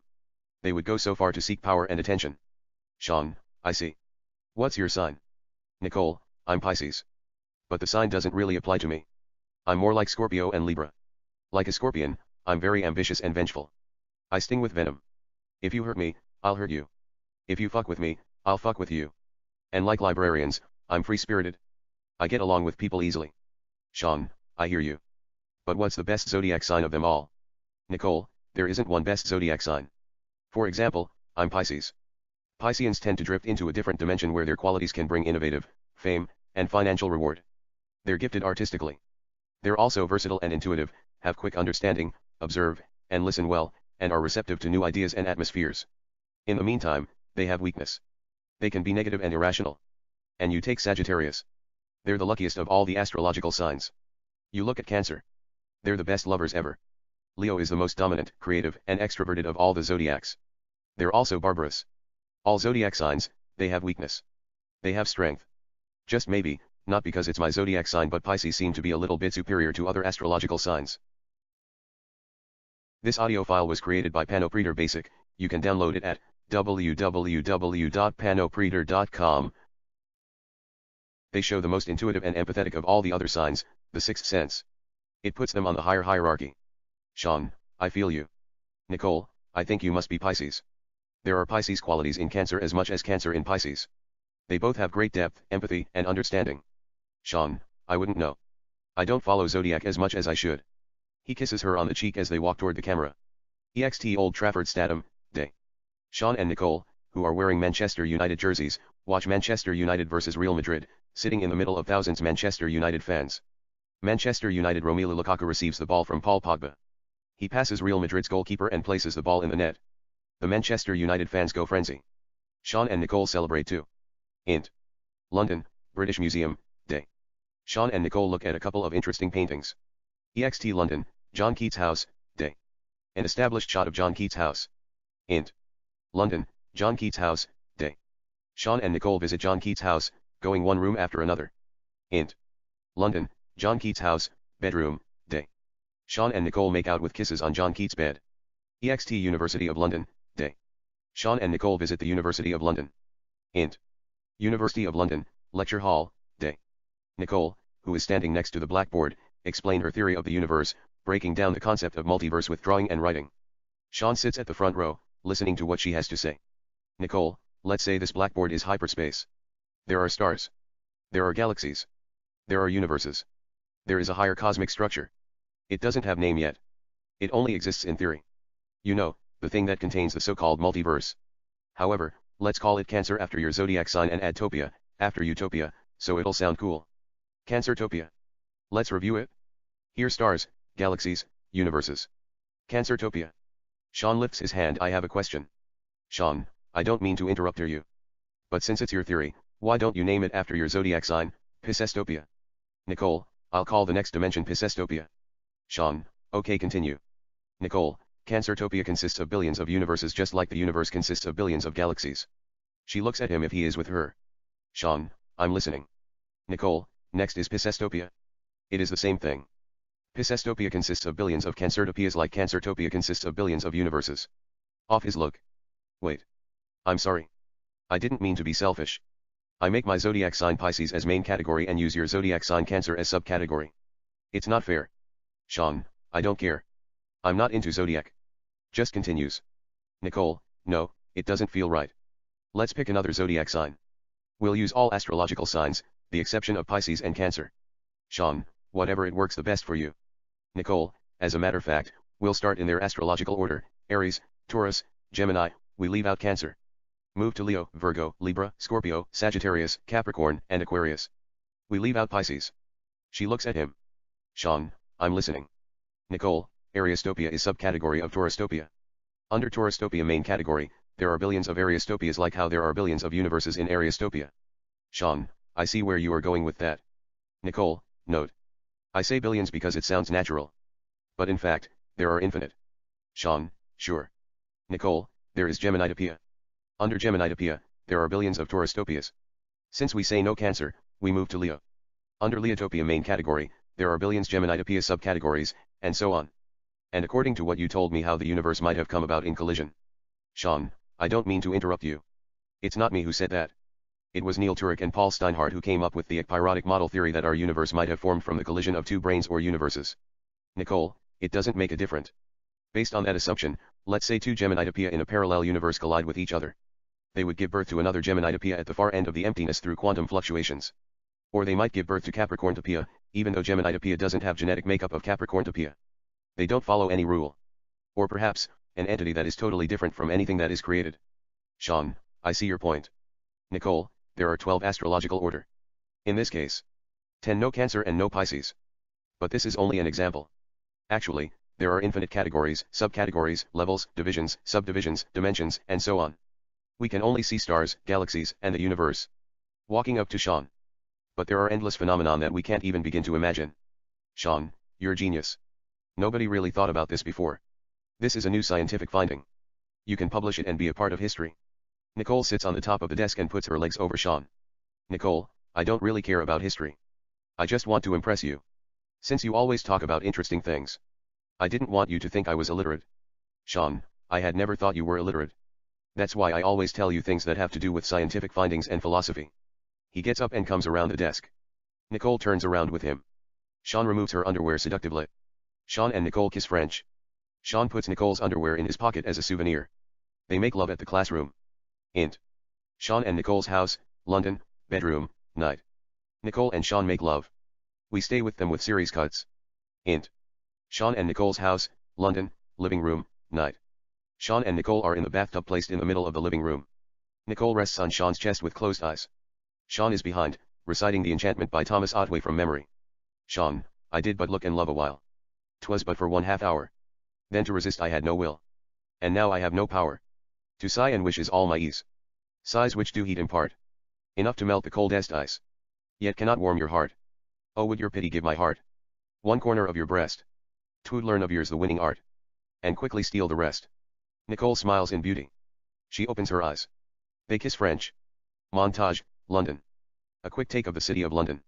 Aerial view of London, Tower Bridge and London Eye, City of London, Palace of Westminster, Buckingham Palace, Kew Gardens, Westminster Abbey, St. Margaret's Church, Piccadilly Circus, St. Paul's Cathedral, Tower Bridge and Trafalgar Square, and others. EXT London, Day. Sean and Nicole take a walk in the street of London, talking. Sean, if you try to understand the multiverse with math alone, the theory will never live up to its fullest potential. We have to use our wildest imagination, create myths, invent gladiators, gods and goddess that govern these multiple universes, write fairytale and novels, make movies. Nicole, I love to watch movies based on parallel universe. A mysterious wind blows in ease. Out of nowhere, Sean takes out a pill and lets it float in the air. Nicole takes the pill, places tablet in her mouth, and swallows it. Sean, imagine you travel to Mars assuming the red planet has already been habitable and civilized after it's infused with greenhouse gas. Sean and Nicole teleport through the thin air and come to Mars. EXT Mars, parallel universe, night. Mars is habitable and civilized after it's infused with greenhouse gas. We see things that we see in Earth, except they are more advanced. There are cars that drive in the air, millions of skyscrapers, artificial rivers, lakes, sea, and oceans. Sean and Nicole walk by the canyons of Mars, seaside, looking at the breathtaking view of Mars City at night. Sean, you came to Mars to see your uncle, who designed the first wormhole machine. There is a party. You've been drinking, because your boyfriend broke your heart. Nicole, what boyfriend? Sean, it's fiction. Go along with me as if it were one of your films. Nicole, sure. Sean and Nicole teleport and come to a party at Mars, parallel universe. Int. Mars Hotel, party, night. A big party is in progress. We don't know what the party is all about. We see celebrities, elites, models, and all kinds of glamorous people mingling while enjoying refreshments and sipping champagnes. Sean and Nicole crash the party. Sean grabs 2 champagnes from a robot server that looks exactly like a human, and happens to be passing by, carrying glasses of champagnes. Sean gives Nicole a glass of champagne. Nicole takes the champagne. They cheer and take sips. Sean, you then come to your uncle's lab. By accident, you touch a button on the wormhole machine and travel to a parallel universe through the wormhole at the year 9999 AD. Anno Domini. Sean and Nicole walk through the thin air, holding their glasses of champagnes, and come to Sinnet. EXT Sinnet, parallel universe, night. We are in the future at the year 9999 AD in Sinnet, parallel universe. We see everything that is erotic and lascivious. Streets that have 10 hundreds of erotic sculptures, consist of gods and goddess, angels with wings and humans making love, all kinds of erotic positions, and glass buildings that show life artistic sex entertainments. We see all kinds of people, wearing erotic outfits, walking up and down. Sean and Nicole walk in the main street of Sinnet while sipping from their champagnes. Nicole, 9999 is the devil number. I'm not in the mood for a place that is raunchy and prurient. Sean smiles softly. Sean, okay, forget 9999. Let's say you travel to the romantic era of London, England at the beginning of 19th century. Both Nicole and Sean put their champagne glasses in the trash. They teleport and come to London, England. EXT London, parallel universe, day. Sean and Nicole are in London at the beginning of 19th century. They are walking at a busy market area of London. We see people dressing clothes worn in the early 1800s. Nicole, this is the past. Sean, technically, it's neither past nor the future. It's present. Nicole, what do you mean it's the present? Sean, it's parallel universe. They are in the year 1800s. Our universe formed first before theirs. Suppose take 2 candles. Sean and Nicole teleport through thin air and come to St. Paul's Cathedral in London. Int. St. Paul's Cathedral, day. It's St. Paul's Cathedral in parallel universe. There are hundreds of candles. Sean and Nicole walk down the aisle. Sean, light the first candle. Then after 2 hours later, light the second candle. Later, measure the lengths of the 2 candles. The first candle is smaller than second candle. It's because you lit the second candle 2 hours later. The same thing, our universe was created first.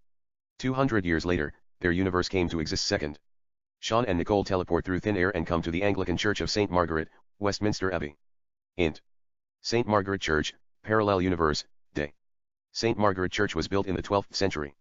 We see hundreds of candles, and paintings of saints and angels. Sean and Nicole walk down the aisle. Sean, even though things seem less civilized, it doesn't necessarily mean it's the past. Nicole, I get it. Yet talking about candles. Instead of measuring their lengths. Let's take the first candle, light it, put it diagonal and count the wax as it drops. Sean and Nicole teleport through the thin air and come to Candles and Sex Video and Photo Gallery in London, parallel universe. EXT Candles and Sex Video and Photo Gallery, night. It is Candles and Sex Video and Photo Gallery by Richard. We see erotic videos and photos of men and women making love in round candle, a woman in the bathtub surrounded by candles and touching herself in erotica, a nude woman dropping waxes on a naked girl body, foreplay, etc. Sean and Nicole walk down the gallery. Nicole, then light the second candle 2 hours later, put it diagonal 2 and count the waxes as they drop. Then, measure the drop of waxes.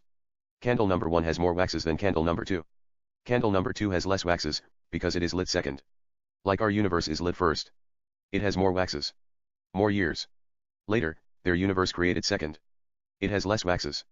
Less years. Sean, humorously the wax sounds much better. Nicole, playing along, I want to correct you to get a kick out of it. Sean, humorously it's good to know that you get a kick out of my pain. But I would do anything to make you happy. Nicole, you are not talking about S&M sex by any chance, are you? Sean, joking, no, I am not. Sean kisses her on the cheek.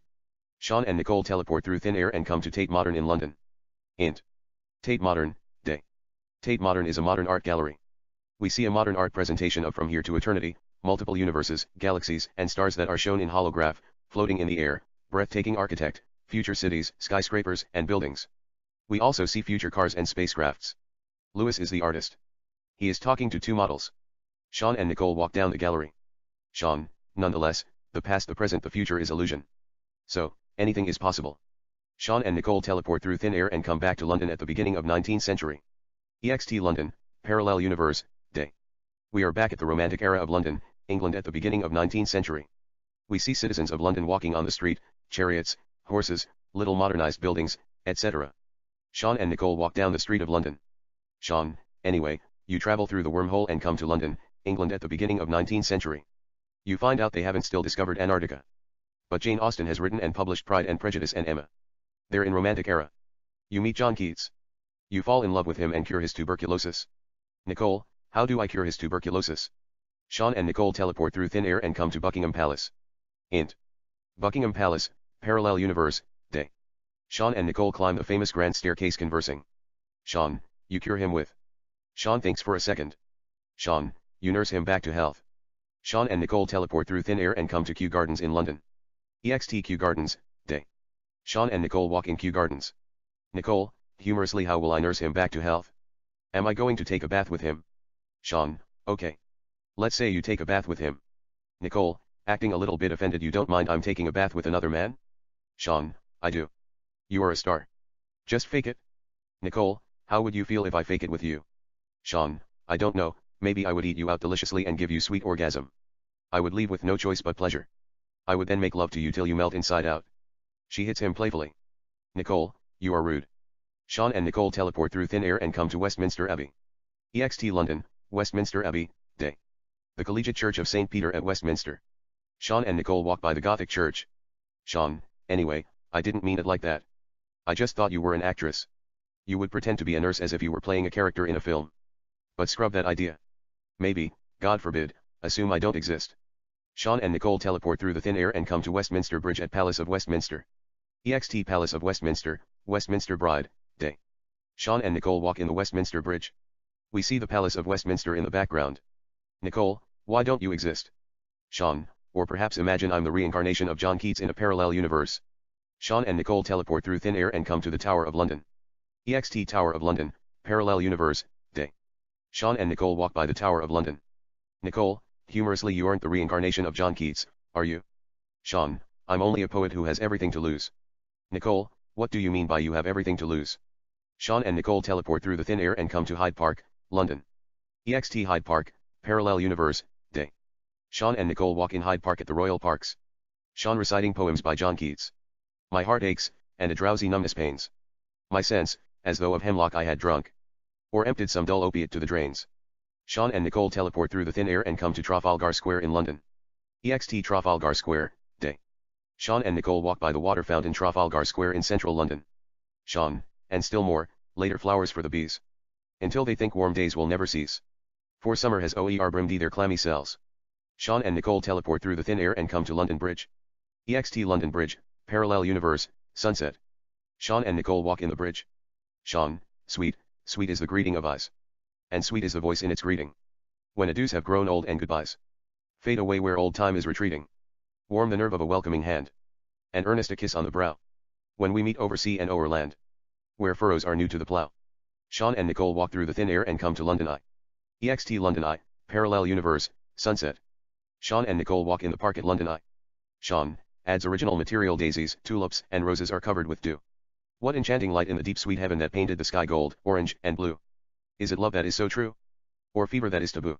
I have no clue. 1 or 2. Life and passion happened in my heart at the sight of you.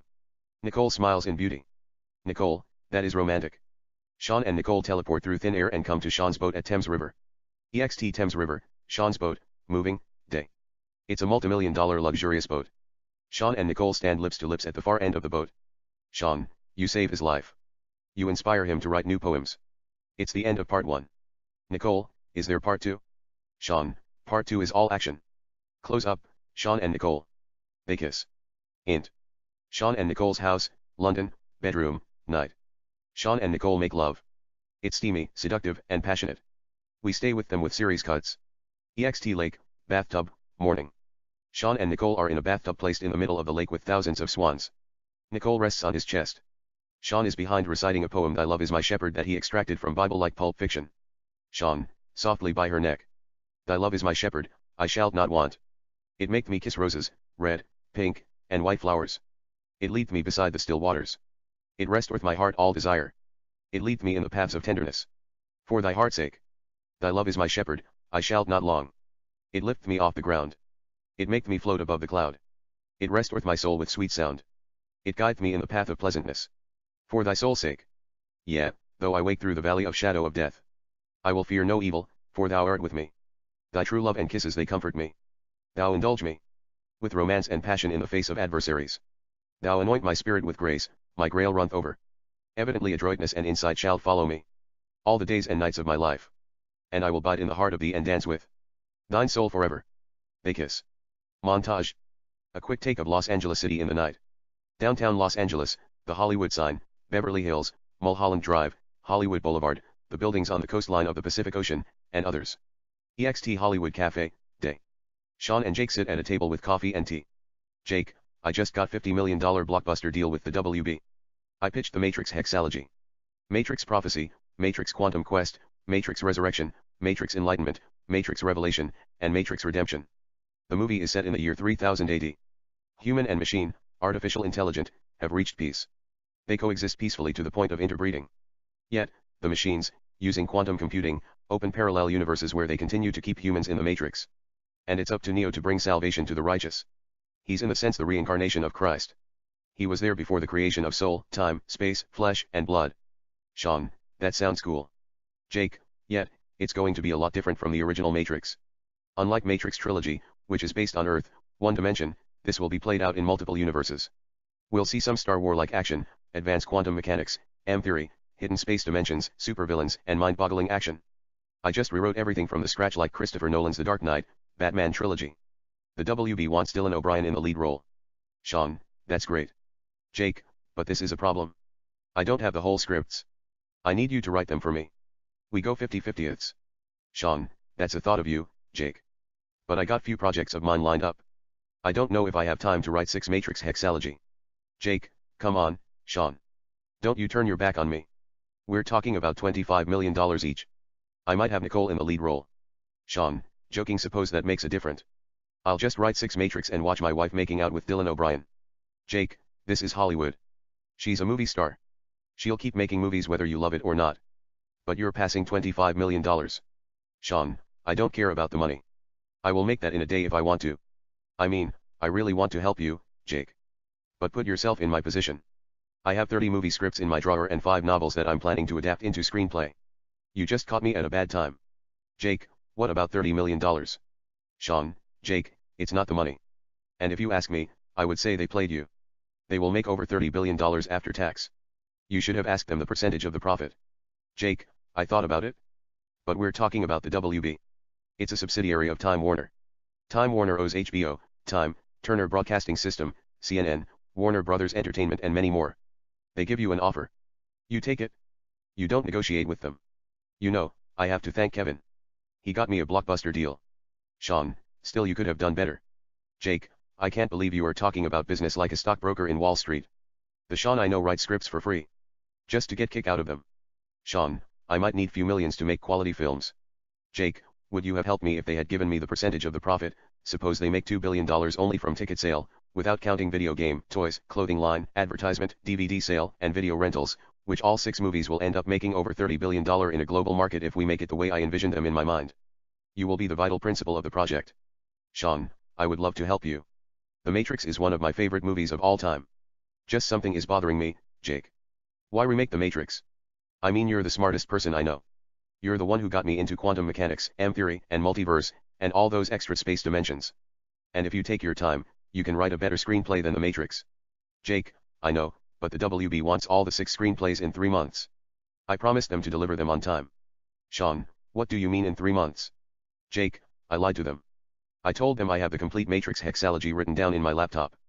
I just pitched the idea and gave them the synopsis and 30 pages plot for all the Matrix Hexalogy. They read it. They got very impressed and made me sign the contract. The fact is I only have 1 complete screenplay. Sean, that's tough, Jake. 5 screenplays in 3 months. I mean, it takes 3 months to write a good script. You don't want to rush it and lose credibility. Jake, I feel you. But I got the whole hexalogy in my head. I just want you to help me with the dialogue and the structure of the story. Just bail me out. You know me, I don't forget a favor. Sean, sure. But don't expect me to write 5 screenplays in 3 months. Jake, is it possible? Sean, anything is possible. But you don't want screenplays that sound like Star Trek episode. You're talking about redoing the Matrix trilogy. It's a well-established franchise. Matrix fans will be disappointed. Jake, trust me, they'll not be disappointed. I have new crazy ideas.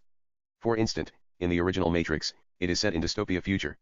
Enslaved humans are kept plugged to the Matrix so they can be used for energy after human polluted the sky to cut off the machine's solar power. If you ask me, that is elementary. First, you have to keep things civilized. Most movies make that mistake. They create dystopia future that is characterized by dehumanization and environmental disaster, a place where there is cataclysmic decline in society and totalitarian governments.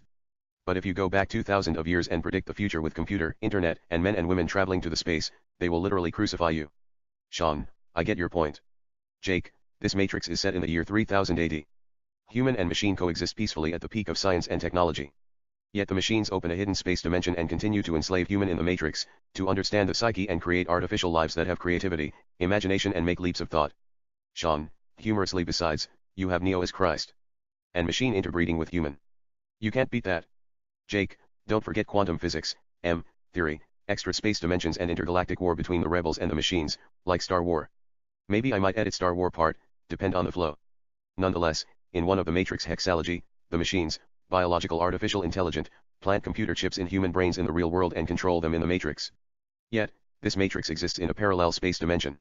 Neo and Trinity infiltrate the stronghold of the machines, fight new supervillains, and blow up the headquarter of the machines in action-defined sequences. Sean, that's what I was trying to tell you, Jake. You're a genius. Forget the Matrix. Write new screenplays based on machines or aliens enslaving human within hidden space dimensions. And this modern Christ figure will try to save them. I'll help you write it. You can even call it the Messiah. Jake, maybe, I'll think about it in the future. But let me get it out of my system. You know, if I don't come up with the screenplays, the WB would never allow me to make another movie in this town again. I'll give you $35 million. Just help me write it. I'll direct it. Sean, it's okay. I will do it for free. Don't sweat it. But it might take time, at least 5 months. I don't want to rush it. Jake, that is fine. Sean, you don't need all the 6 screenplays at once. Jake, I think so. They said they wanted to start right away. But don't worry. I'll just give them the first 2 screenplay, and tell them I have to rewrite the rest of them. Quality comes before quantity. Sean, that makes sense. Jake, I've seen your works, Sean. I have never met anyone who is talented as you. Someday, they will call this town by your name. Sean, thanks. I just like making films. But you don't want to know what is going in my head. Jake, you don't have to tell me. I think that girl has taken control of your soul. Sean, she is passion. There is nothing I can do about it. Jake, what are you up to? Sean, I have a couple of screenplays that I have to go over, plus, Nicole wants me to adapt my new novel Crazy Hearts. She said she wants to star, produce, and direct it. Jake, that is cool. EXT movie set, Crazy Hearts, Day. Nicole writes an advanced quantum mechanics formula on the blackboard, breaking down her theory of multiverse. Sean sits on top of the desk. Nicole, according to quantum mechanics, the universe appeared out of nowhere through quantum vacuum. Let's say, suddenly, the secret of the universe reveals to me. There are extra dimensions of space around us. Sean and Nicole see all kinds of extra dimensions of space around them. Nicole, come on. She gives him her hand. Sean takes her hand and gets down from the desk. They walk through the thin air and come to Paris, in a parallel universe. EXT Paris, parallel universe, day. A quick take of a city of Paris with additional stuff, waterfalls, sculptures of saints and angels, monuments, dancing water fountains, beautiful churches and skyscrapers that we haven't seen in Paris. Nicole, the idea of multiverse might sound far-fetched. But we're here in Paris in a parallel universe. We see things that don't exist in Paris in Earth. Nicole and Sean walk through the thin air and come to Keton in a parallel universe. Int. Keton, day. Keton is a city that exists in a parallel universe. It looks like New York City and Barcelona put together, except time goes backward. We see people walking backward. Sean and Nicole are the only living souls who walk forward. Nicole, some of the universe, time is played backward. People are born old. They live young and die as infant, like the curious case of Benjamin Button. They walk through the thin air and come to Yagraflone. EXT Yagraflone, day. Yagraflone is a city that exists in a parallel universe. It looks like Los Angeles City. But there is no gravity. People walk in zero gravity, all kinds of things float in the air, etc. Sean and Nicole move floating in zero gravity. Nicole, a universe where there is no gravity. That is what I call freedom. Nicole and Sean teleport through the thin air and come to Vite. EXT Vite, day. Vite is a beautiful city. It is completely constructed on water, groundbreaking architects. We see skyscrapers and houses that are built on water. We also see sculptures, churches, water fountains, dancing waters, hundreds of swans, and thousands of floating roses. It is absolutely breathtaking. Nicole and Sean walk in a bridge. Nicole, a city that is built on water. You know, We have a population of 7.1 billion people. Imagine in 100 years, the population will triple. Since 3/4 of the Earth's surface is covered with water, about 75%. This will solve a lot of problem till we conquer the universe and go beyond, so to speak. Sean and Nicole walk through the thin air and come to the Cathedral Church of Milan in a parallel universe. Int. Milan Cathedral Church, parallel universe, day. Milan Cathedral Church is 10 times bigger than the Cathedral Church of Milan we know and love in Earth. We see sculptures of saints and angels left and right. There is a huge sculpture of Nicole on the cross instead of Christ in the middle of the chapel. This audio file was created by Panopreader Basic. You can download it at www.panopreader.com. Sean and Nicole walk down the aisle. Nicole, creation of soul, pain, love, passion, could life be the manifestation of our minds? Romance, birth, death. Time and space, desire, lust, eternity. What is reality? Deep down in my heart, I feel there are forces that govern the fabric of the cosmos. Nicole and Sean walk through the thin air and come to New York City. EXT New York City, day. Nicole and Sean walk in Times Square, Manhattan. Nicole, Woody Allen once said, I don't want to achieve immortality through my work. I want to achieve it through not dying. Is that possible? There could be the exact copies of us in a parallel universe. Sean and Nicole walk through the thin air and come to Mevit. EXT Mevit, day. Mevit is a city, island, built on a big lake. It looks like Rio de Janeiro. We see the exact copies of Nicole and Sean having a picnic with their 4-year-old son and 2-year-old daughter at a park built next to the lake. Nicole and Sean look at them. Nicole, you know, having a picnic with their 4-year-old son and 2-year-old daughter. Sean smiles in wonder. Nicole and Sean walk through the thin air and come to the house of Claude Monet's studio in the 19th century. Int. Claude Monet's studio, parallel universe, day. Claude Monet's studio is an enormous studio. It is big as a football stadium. It looks like a cathedral. We see all kinds paintings and sculptures of saints and angels, etc. Nicole and Sean walk down the studio. Nicole, I could be the reincarnation of Mary Magdalene. You're young Claude Monet in a parallel universe. Everything somehow becomes aware of its surrounding. Nicole takes off her cloth, grabs a red rose from a hidden space dimension, out of the thin air, sits on the sofa, and poses nude for Sean, covering her private part with the flower. Sean walks up to a blotter and begins to paint her. We notice she has the stigmata of Christ on her wrists and feet. On the soundtrack, music plays melodiously. Note, we will see the painting of Nicole in fast forward. Sean draws her eyes. He draws her nose and lips. He draws her face. He draws her breasts, etc. Cut to. Sean finishes painting. Nicole gets up, puts on her cloth, and looks at the painting. Nicole, it's beautiful. Come on. Let's just assume we're here by accident. Sean and Nicole walk through the thin air and come to Los Angeles at the drive-through theater. EXT Los Angeles, drive-through theater, night. It is a classic drive-through theater that we see in the 50s, lovers sitting in their cars and making out with kisses and enjoying their outing, some of them are eating popcorns and drinking sodas. The females resting their heads on their male counterparts' chests and watching the movie with great interest, etc. On the big screen, we see Beautiful Addiction of the Heart starring Nicole and Sean film within film. 2014 Mercedes convertible, moving. Nicole drives in the street of Los Angeles. Drive-through theater. Nicole and Sean come to the same Mercedes convertible that we are watching in the big screen.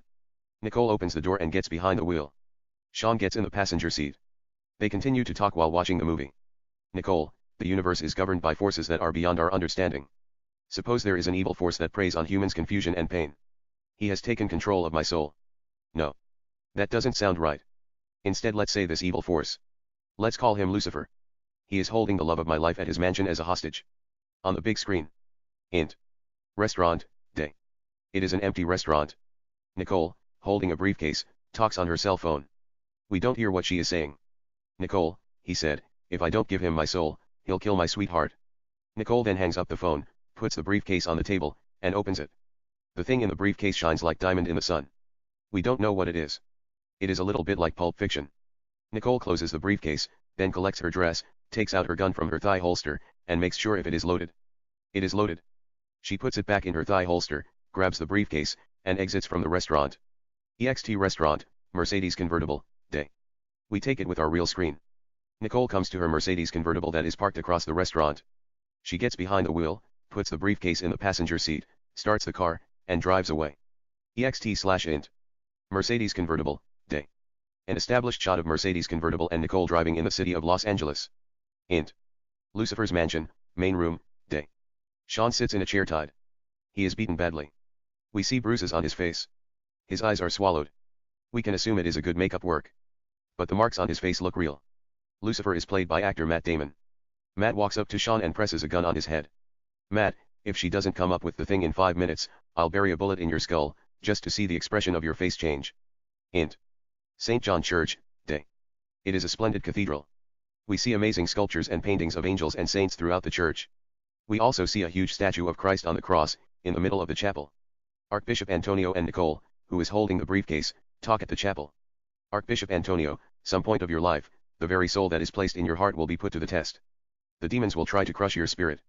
They will possess you and attempt to destroy the vital principle of life that is placed in your heart. It's not a survival instinct.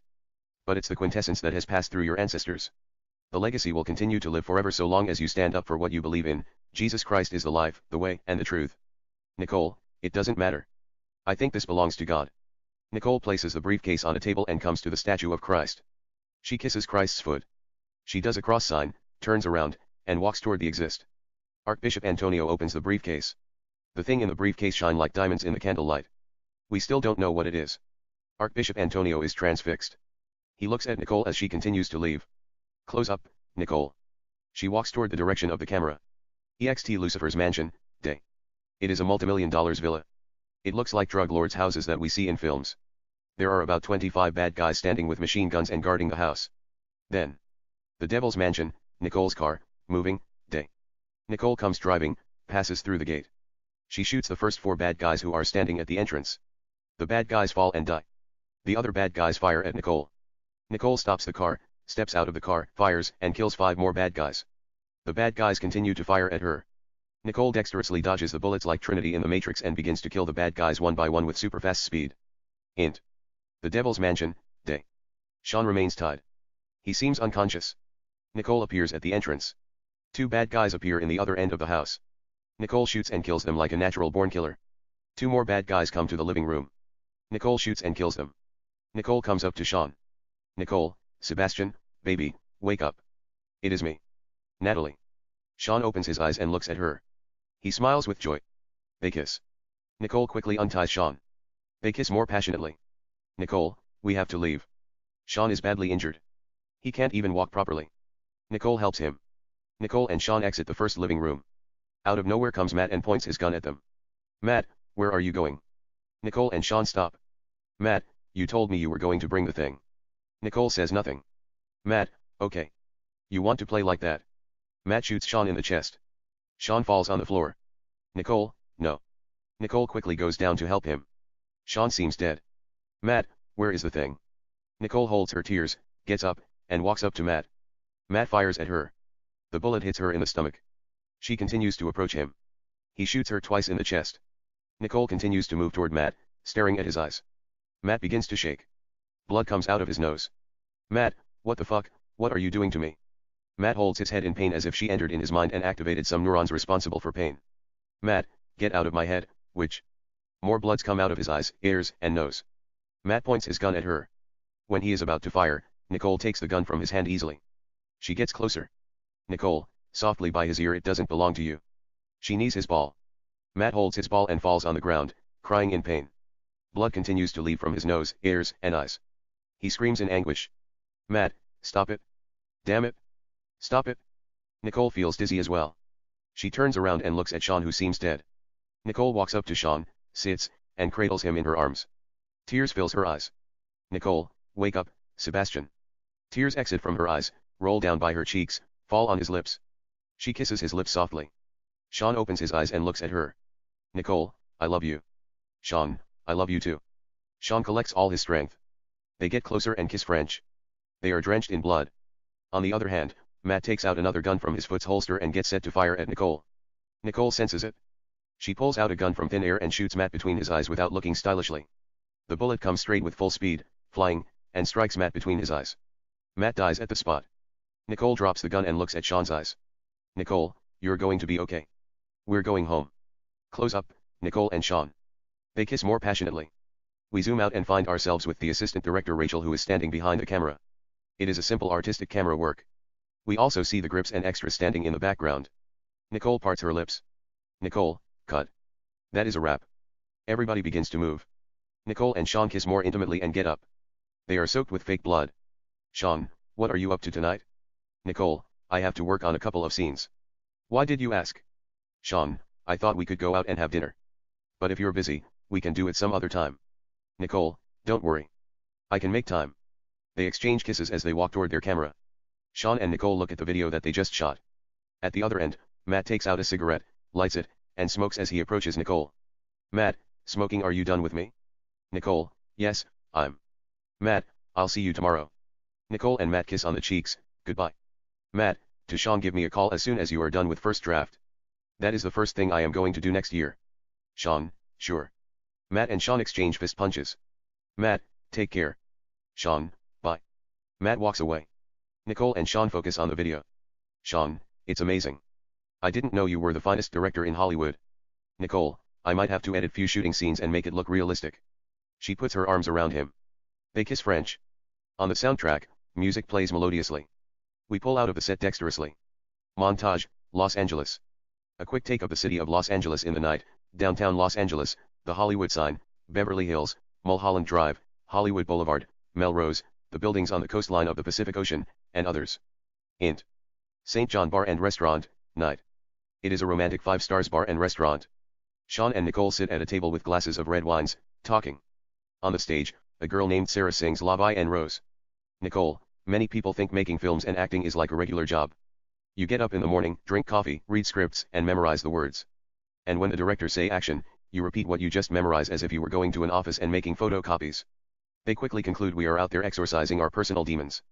But what they don't understand is, there is another universe in your brain, this depth. Tom Hiddleston put it down best. He said acting is 3D anthropology. Whatever that means.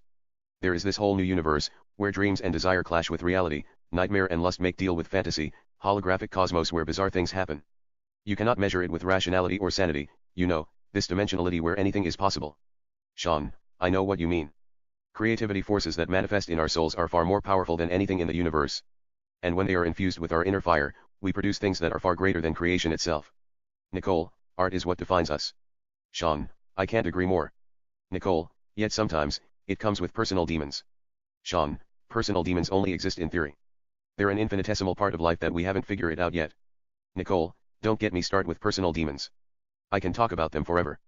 Once Guillaume Musso, a French author, said in Sirus to La Will You Be There, on calm days, you always think you've conquered them. You've got rid of them for good, now and forever. But the demons are still there, lurking somewhere in the shadows. Tirelessly waiting for the moment when our guard drops.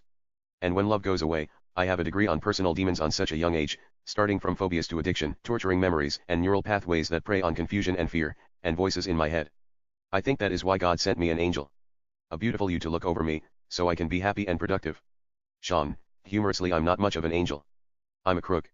Nicole, you're right. I would have never gotten by a single day without you. My personal demons would have gotten the best of me. This crippling fear of failure and the voices in my head would have eventually destroyed me like Marilyn Monroe. Sean, I will tell you a story. One day, God was sitting in heaven alone. He created a bird and watched it flying in the sky. Later, he watched it drinking nectar from the flowers at the Garden of Eden. God then gave the bird conscience. The bird began to question, why am I a bird? Who created me? God appeared in the form of cloud and told the bird. I created you, so I wanted you to go out, and be the best you could be. The bird went out to be an angel and began to look after the most beautiful girl in the universe. The angel is always watching over you. Nicole, playing alone, I knew you were an angel. You saved my life.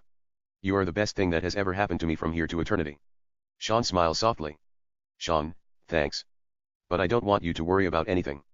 There is always room for improvement. Sometimes, you have to confront your demons and tell them they are wrong. Other times, you let them loose just a little bit and educate yourself. Nicole, I think knowing there is true love, and a liberating force that come with it, I can finally have a peace of mind and enjoy life for a while. Sean, that's deep. Nicole, anyway, I'm in the mood for a fairy tale. Tell me one. Sean, okay. Once upon a time, at the far end of the universe, or rather a parallel universe, there was a king who ruled the lost city of Atlantis. His name was Jason. His wife Leah gave birth to a girl. However, she died in labor. King Jason took his infant daughter, placed her on a river. Nicole, why did he do that? Sean, in order to save her, because the gods had ordered the death of all firstborn girls, since it was prophesied that a girl will be born from a king. And she will be worshipped for her beauty. The gods will have no place in this universe. Nicole, really? Sean, it's a fairy tale. I am creating the story as I go. Bear with me. She smiles in beauty. Nicole, sure. Note, if it is convenient, Nicole will play the female lead role, Sean would play the male lead role. Sean, next, A farmer named Felix found her floating on the river. He gave the baby to his wife Jasmine, who couldn't bear a child. Jasmine named her Isabella. Nicole, Isabella is a beautiful name. Sean, yes, it is. Isabella grew up to be one of the most beautiful girls in the world. Meanwhile, King Jason, who was heartbroken, declared war against the gods. But he died from invisible wound that he received to his soul in the spiritual battle of heart, soul, and mind. Nicole, what do you mean by invisible wound that he received to his soul in the spiritual battle of heart, soul, and mind? Sean, he was battling against the gods. They appear in all forms. Nicole, all forms. Sean, air, fire, wind, rain. Author look. It is metaphor. I am trying to buy time. He died of grief. Nicole, I see. EXT Sunset Boulevard, night. Nicole and Sean take a walk at the famous Sunset Strip. Sean, then Maximus, a young handsome prince, the adopted son of King Jason, took the king's throne and began to administrate the kingdom of Atlantis. Meanwhile, at the other part of the world, people had already begun to worship Isabella for her beauty instead of the gods. But the gods came in the form of dragons, hurricane, and tornado, and destroyed most of the villages. Nicole, wait a second. The gods are the bad guys? Sean, don't look at it in terms of good and bad. It's like the Titans. They were gods. But the new generation of gods, the Olympians, dethroned them in War of the Titans and became gods themselves. It's Greek mythology. Nicole, I don't know a lot about Greek mythology, but continue. Sean, anyway, Isabella was forced to leave her home. She came to her father kingdom Atlantis. Maximus saw her at the Rose Garden, fell in love with her at sight, and invited her to his palace. He shared his story with her, how the late king found him in one of the great Atlantis cities that the gods of the underworld destroyed with earthquake. The king then taught him philosophy, math, poetry, astronomy, the art of warfare, and mysticism. Nicole, what's mysticism? Sean, things that deal with mystery, like who created the gods and subjects that have to do with universe, galaxies, hidden dimensions, time, and multiverse. Nicole, okay. We see a 400 square meters perfume advertisement, serendipity, featuring Nicole on one of the tall buildings on Sunset Boulevard. Sean looks at it, smiles softly, admiring her beauty, and resumes the story. Sean, Maximus told Isabella how he was planning to find out the mystery of her beauty. Isabella fell in love with the prince as well. They make love. Maximus then announced Isabella is the crown princess of Atlantis. She was to be adored, worshipped, and idolized instead of the gods. He built a huge statue of Isabella in the middle of Atlantis Square, made everybody bow down, and worship her. Then the gods came in the night and took Isabella away with their dragons and fire-breathing horses. They kept her in a fire dungeon, so the great monster of Tartarus would crawl out from a parallel universe and eat her. In the end, the prince fought the gods and the dragons, defeated his foes, killed the great monster of Tartarus, and rescued Isabella from the fire dungeon. Isabella and the prince kissed. They returned to their kingdom and lived happily ever after. Nicole, that's a beautiful story. Sean, it's okay. It's not Snow White. Nicole, Snow White is classic. But I like your story better. It has a great sense of adventure and romance. Sean, humorously, thanks. I just put it together as I went. They stand lips to lips. Sean, but I'm thinking about writing you a new screenplay about a girl who meets her copy in a parallel universe. She ends up falling in love with her copy's fiancé. A beautiful romantic comedy. You'll play both characters. Talking between soft kisses. Nicole, I'll direct it. Are you going to play the lead role? Sean, sure. Nicole, is it going to be a love scene? Sean, the best love scenes ever. They kiss French. Int. Sean and Nicole's house, bedroom, night. Sean and Nicole make love. It is the best sex ever. We stay with them with series cuts as they go at it with various sexual positions. Int. Sean and Nicole's house, living room, night. Sean and Nicole sit in the bathtub placed in the middle of the living room, surrounded by candles and rose petals. Nicole rests on Sean's chest with close eyes. Sean recites the Good Morrow by John Donne, from memory, softly down by Nicole's neck. Sean, I wonder by my troth, what thou and I did, till we loved. Were we not weaned till then? But sucked ye on country pleasures, childishly. Or snorted we in the seven sleepers' den? And now good morrow to our waking souls, which watch not one another out of fear. For love all love of other sides controls, and makes one little room in everywhere. Let sea discoverers to new worlds have gone. Let maps to other worlds on worlds have shown.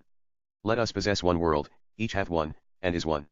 My face in thine eye, thine in mine appears. And true plain hearts do in the faces rest. Where can we find two better hemispheres? Without sharp north, without declining west? Whatever dies, was not mixed equally.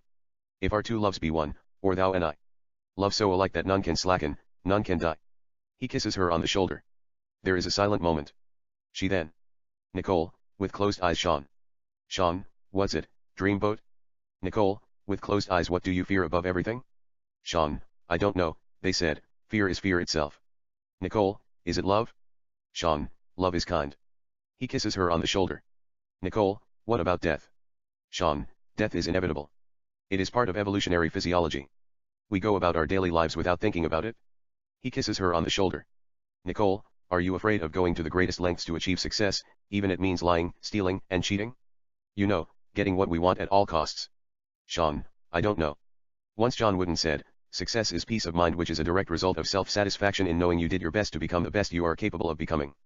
Nicole, what about meeting your expectation? Sean, we will meet our expectation so long as we do what we love. He kisses her on the shoulder. Nicole, what do you desire? Sean, true love. He kisses her on the shoulder. Nicole, what about our inner voices? Are they internal or external, separate from our soul? Sean, that's mystery. Nicole opens her eyes. Nicole, once the voices in your head turn against you, it feels like it is the end. There is no margin for error. You have to hold back your emotion, and run as far as you can away from yourself. Sean kisses her on the shoulder. Sean, what is it bothering you? Nicole, things that bother everyone. Zero peace of mind. I'm wasting a lot of energy, wrestling with my thoughts. I guess that's why they call it life. We have to channel these negative energies that try to keep us at bay, change them into positive, and go beyond our limitation. You know, we must keep ourselves motivated every chance we get, and strive to be the best version of ourselves. Sean, that's spirit. He kisses her on the shoulder. Nicole, maybe I don't trust myself as much as I should. Sean, how come? Nicole, addiction. Sean, what addiction? Nicole says nothing. There is a silent moment. She then. Nicole, humorously, I'm addicted to you. I can't breathe without you. Sean, I can't breathe without you either. They kiss French. On the soundtrack, music plays melodiously. Montage, Crazy Hearts. Egypt, Parallel Universe. A quick take of Egypt in Parallel Universe. Pyramids of Giza and Sphinx, Abu Simbel, the city of Cairo, temples of Karnak, the Nile River, Valley of the King's Al-Azhar Gardens, temples of Karnak, and Siwa Oasis, and others, mixed with additional materials. Sean and Nicole visit the pyramids of Giza and Sphinx in Parallel Universe. It's more different than the pyramids of Giza and Sphinx that we know in our universe. It has 20 huge water fountains, gardens, and other things. Nicole takes pictures. Sean and Nicole take a ride on camels. Sean and Nicole visit Abu Simbel, talking. Meantime, Nicole continue to photograph her surroundings. Sean and Nicole take a walk at a busy market in Cairo, Parallel Universe, conversing. They then stop in the middle of the street and kiss French. Sean and Nicole lie on the grass at Al-Azhar Gardens reading poetry. Nicole is reading. She puts the book aside. They talk between soft kisses. They then kiss French. Kenya, Parallel Universe. A quick take of Kenya National Park, spellbinding rivers, breathtaking lakes, waterfalls, exotic birds, and all kinds of wild animals. Sean and Nicole visit the National Park of Kenya. Sean and Nicole watch lions in their natural inhabitants from their Jeep, video recording. Camp. Sean washes Nicole's hair like Meryl Streep and Robert Redford in Out of Africa. Nicole then gets up and tell me to sit, take her place. He sits on the chair. She begins to wash his hair. He didn't like it, takes her hand, and places her on his lap. They talk between soft kisses and kiss French. India, Parallel Universe. Sean and Nicole visit the Taj Mahal. They teleport through the thin air and visit Hampi. Sean and Nicole teleport and visit Jaipur. Sean and Nicole teleport and visit to Udaipur. Sean and Nicole teleport through the thin air and visit to Ranthambore in one take. Sean and Nicole look at the sensual and erotic sculptures of Khajuraho of the Chandela dynasty. Nicole takes photos. Sean and Nicole talk between soft kisses. They then kiss French. Kerala. Round candlelight. Sean and Nicole make love in a boathouse in Kerala as the boathouse move on the river. Let's just say Kama Sutra has nothing on them. We see Nicole going through all kinds of sexual passion as Sean enters her deliciously. He must have turned her soul into steam.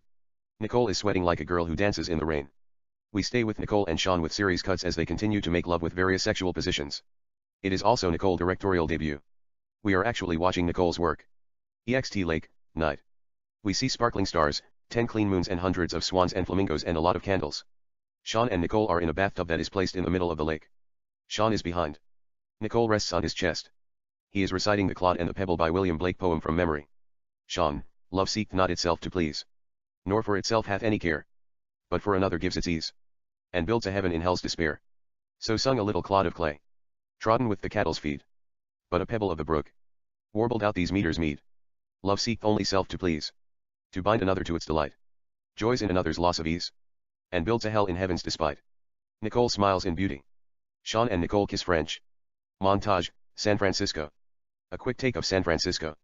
The Conservatory of Flowers in Golden Gate Park, Yerba Buena Gardens, cable cars, financial district, Golden Gate Bridge, Chinatown, Alcatraz, the Transamerica Pyramid, aerial view of San Francisco, and others. EXT San Francisco, Chinatown, day. We see all kinds of people walking up and down at the famous Grant Avenue street in San Francisco. Sean walks in the middle of the crowd, talking on his cell phone. Sean, I can't. I'm in San Francisco. I'm supposed to meet Nicole. EXT Warner Brothers Studio, Matrix Hexalogy movie set, day. Burbank Warner Brothers Studio. Jake, standing behind his camera, talks to Sean on his cell phone. In the background, we see Jake's camera crew, grips, extras, the stars, camera equipment, etc. Note, we see both sides of the conversation. Jake, I just want you to fix the structure of a crucial scene. At Sean's end. Two Secret Service personalities, who are wearing black suits, ties, and sunglasses, follow Sean from fair distance. There is a man, who is carrying a small video camera, recording Sean secretly. Sean looks at the two Secret Service men. They act cool and look away as if they happen to be in the area, doing nothing. Sean, I don't know. Jake. She will kill me. Jake, the producers want me to change the crucifixion scene. They said they didn't want any religion stigmata. I told them I totally disagree. I'm the director. I run the show. Roger said he would fire me and hire a new director. I told him to go fuck himself. I'm in trouble. I need you right away. Sean, Jake. I'm in Chinatown. Jake, there is a limo behind you. They'll take you to the airport and fly you. It is urgent. At Sean's end. Out of nowhere comes a limo, driving, and stops next to Sean. At Jake's end. Jake is watching Sean's every move in his director's screen. Sean, I can't believe you got me followed, Jake. I thought there were some kind of Secret Service men spying on me. Jake, they work for me. I tried to get a hold of you for a week. But you weren't picking up your phone. I did what I had to do. Sean, you are crazy, man. Jake, I have to get back to the set. I'll see you when you get here, bye. Sean, bye. They both hang up their cell phones. We stay with Sean. Limo, day. Secret Service Man 1 opens the door for Sean. Sean gets in the limo. The Secret Service Man 1 closes the door. The limo drive away. Another limo comes driving and stops next to the two Secret Service men. Secret Service Man 1 gets in the passenger seat. Secret Service Man 2 gets in the back seat. Limo 2 drives away, following Limo 1. An established shot of Limo 1 and Limo 2 driving in Chinatown. EXT Warner Brothers Studio, Matrix Hexalogy movie set, sunset. Jake and Sean talk looking at the video. Jake, I told them if they edit the crucifixion scene, to go ahead and hire a new director. The story is based on Christ. They said, no, they didn't want kids to see another Passion of Christ. I had to tone it down. I told them, how can I tone it down? Kids are not the only people in the world who watch movies. I make movie for everybody. Besides, are you telling me kids, who play Mortal Kombat, God of War, Grand Theft Auto, and Resident Evil 24/7, think the crucifixion scene is too violent? Give me a fucking break. Sean watches the video. The Matrix starring Dylan O'Brien and Alicia Vikander. On the screen, we see Dylan O'Brien, who plays Neo, lying on the cross. We see nails going through his wrists and feet like the Passion of Christ. Dylan O'Brien screams in passion. It is a graphic scene. There are tears in Alicia Vikander's eyes. She feels the pain. Even Sean thinks it's too graphic. Sean, I don't know. Jake. It's kind of graphic. But I like it. Maybe, you might want to toy with camera angles. You don't have to show the nail going through his wrists and feet.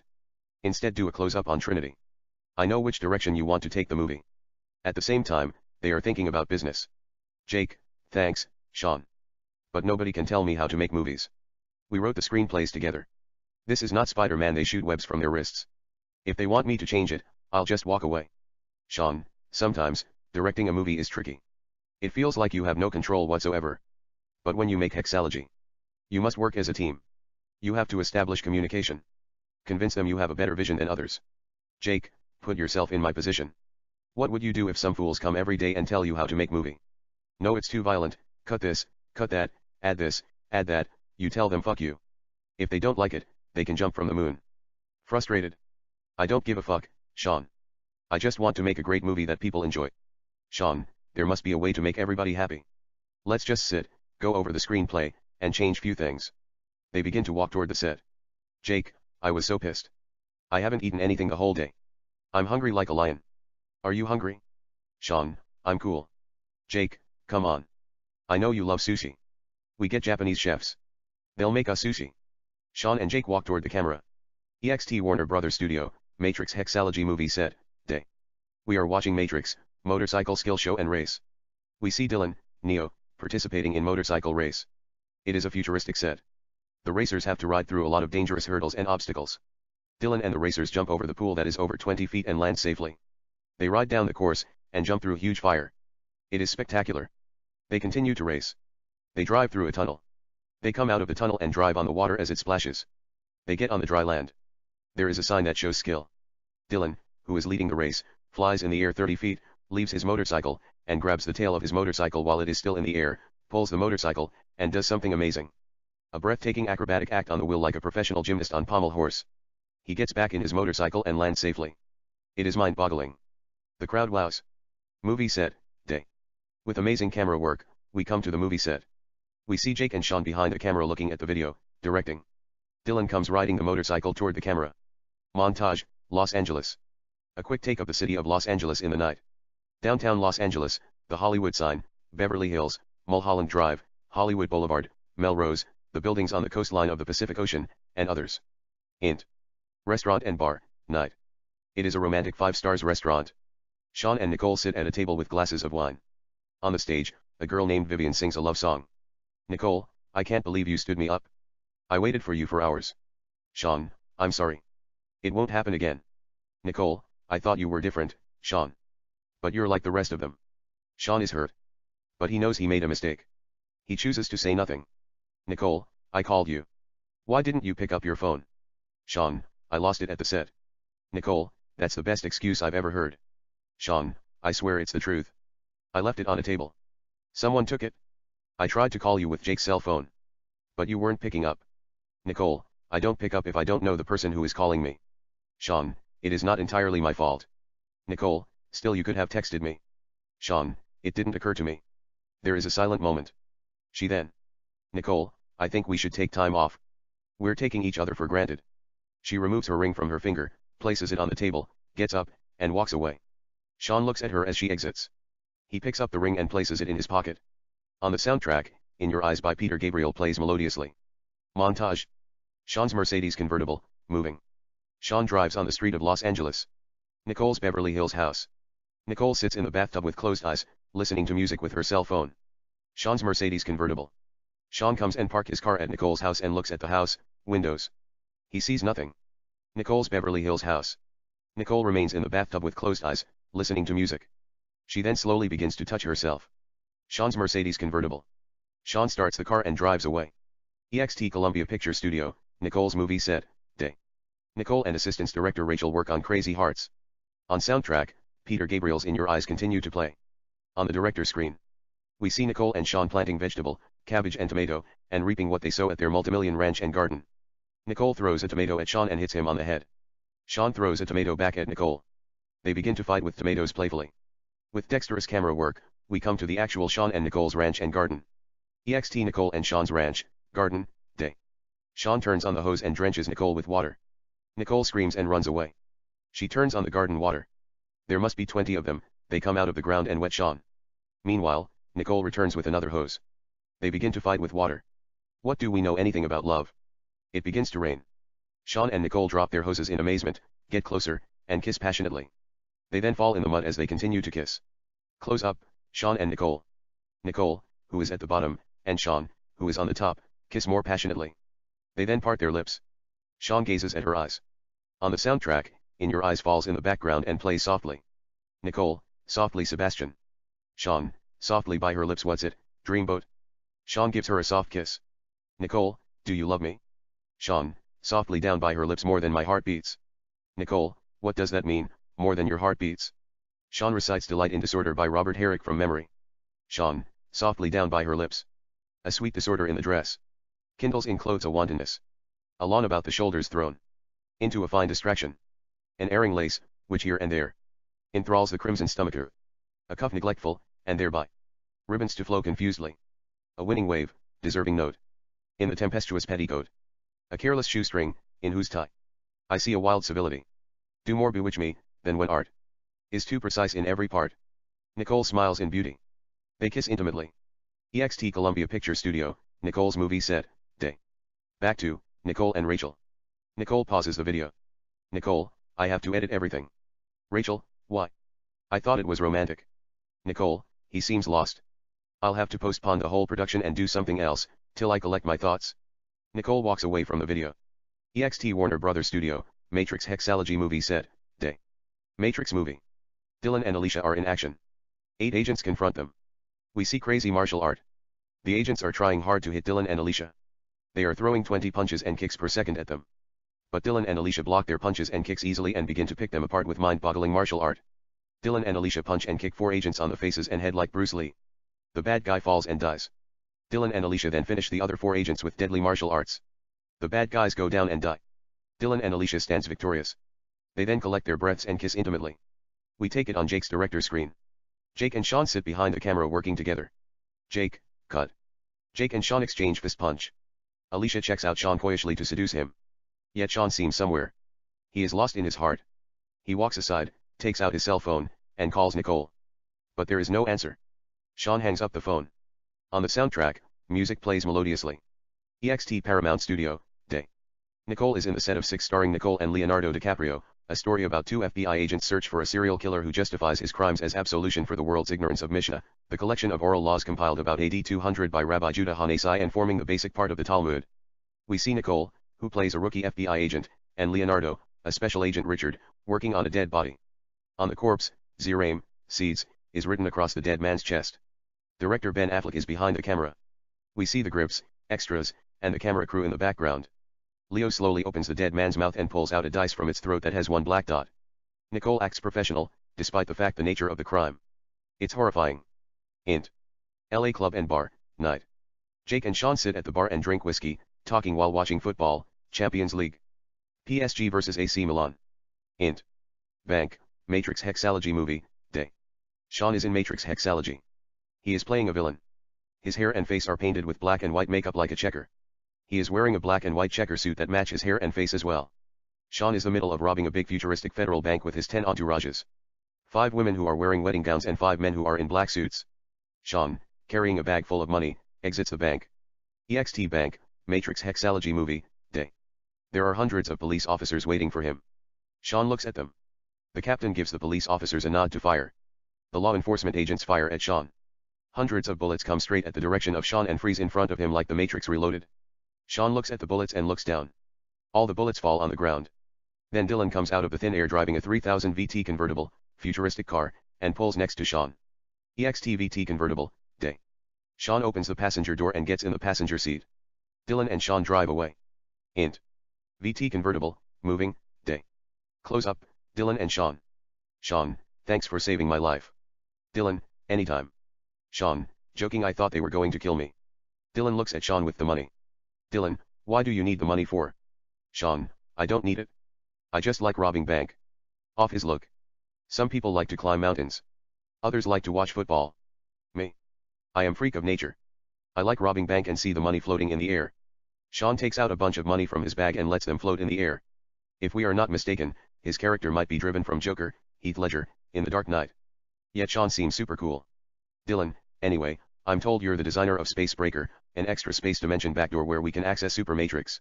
Sean, I wrote the program when I was 10. It was revealed to me by divine intervention. Why are you interested in that? Dylan, we're planning to destroy the Matrix.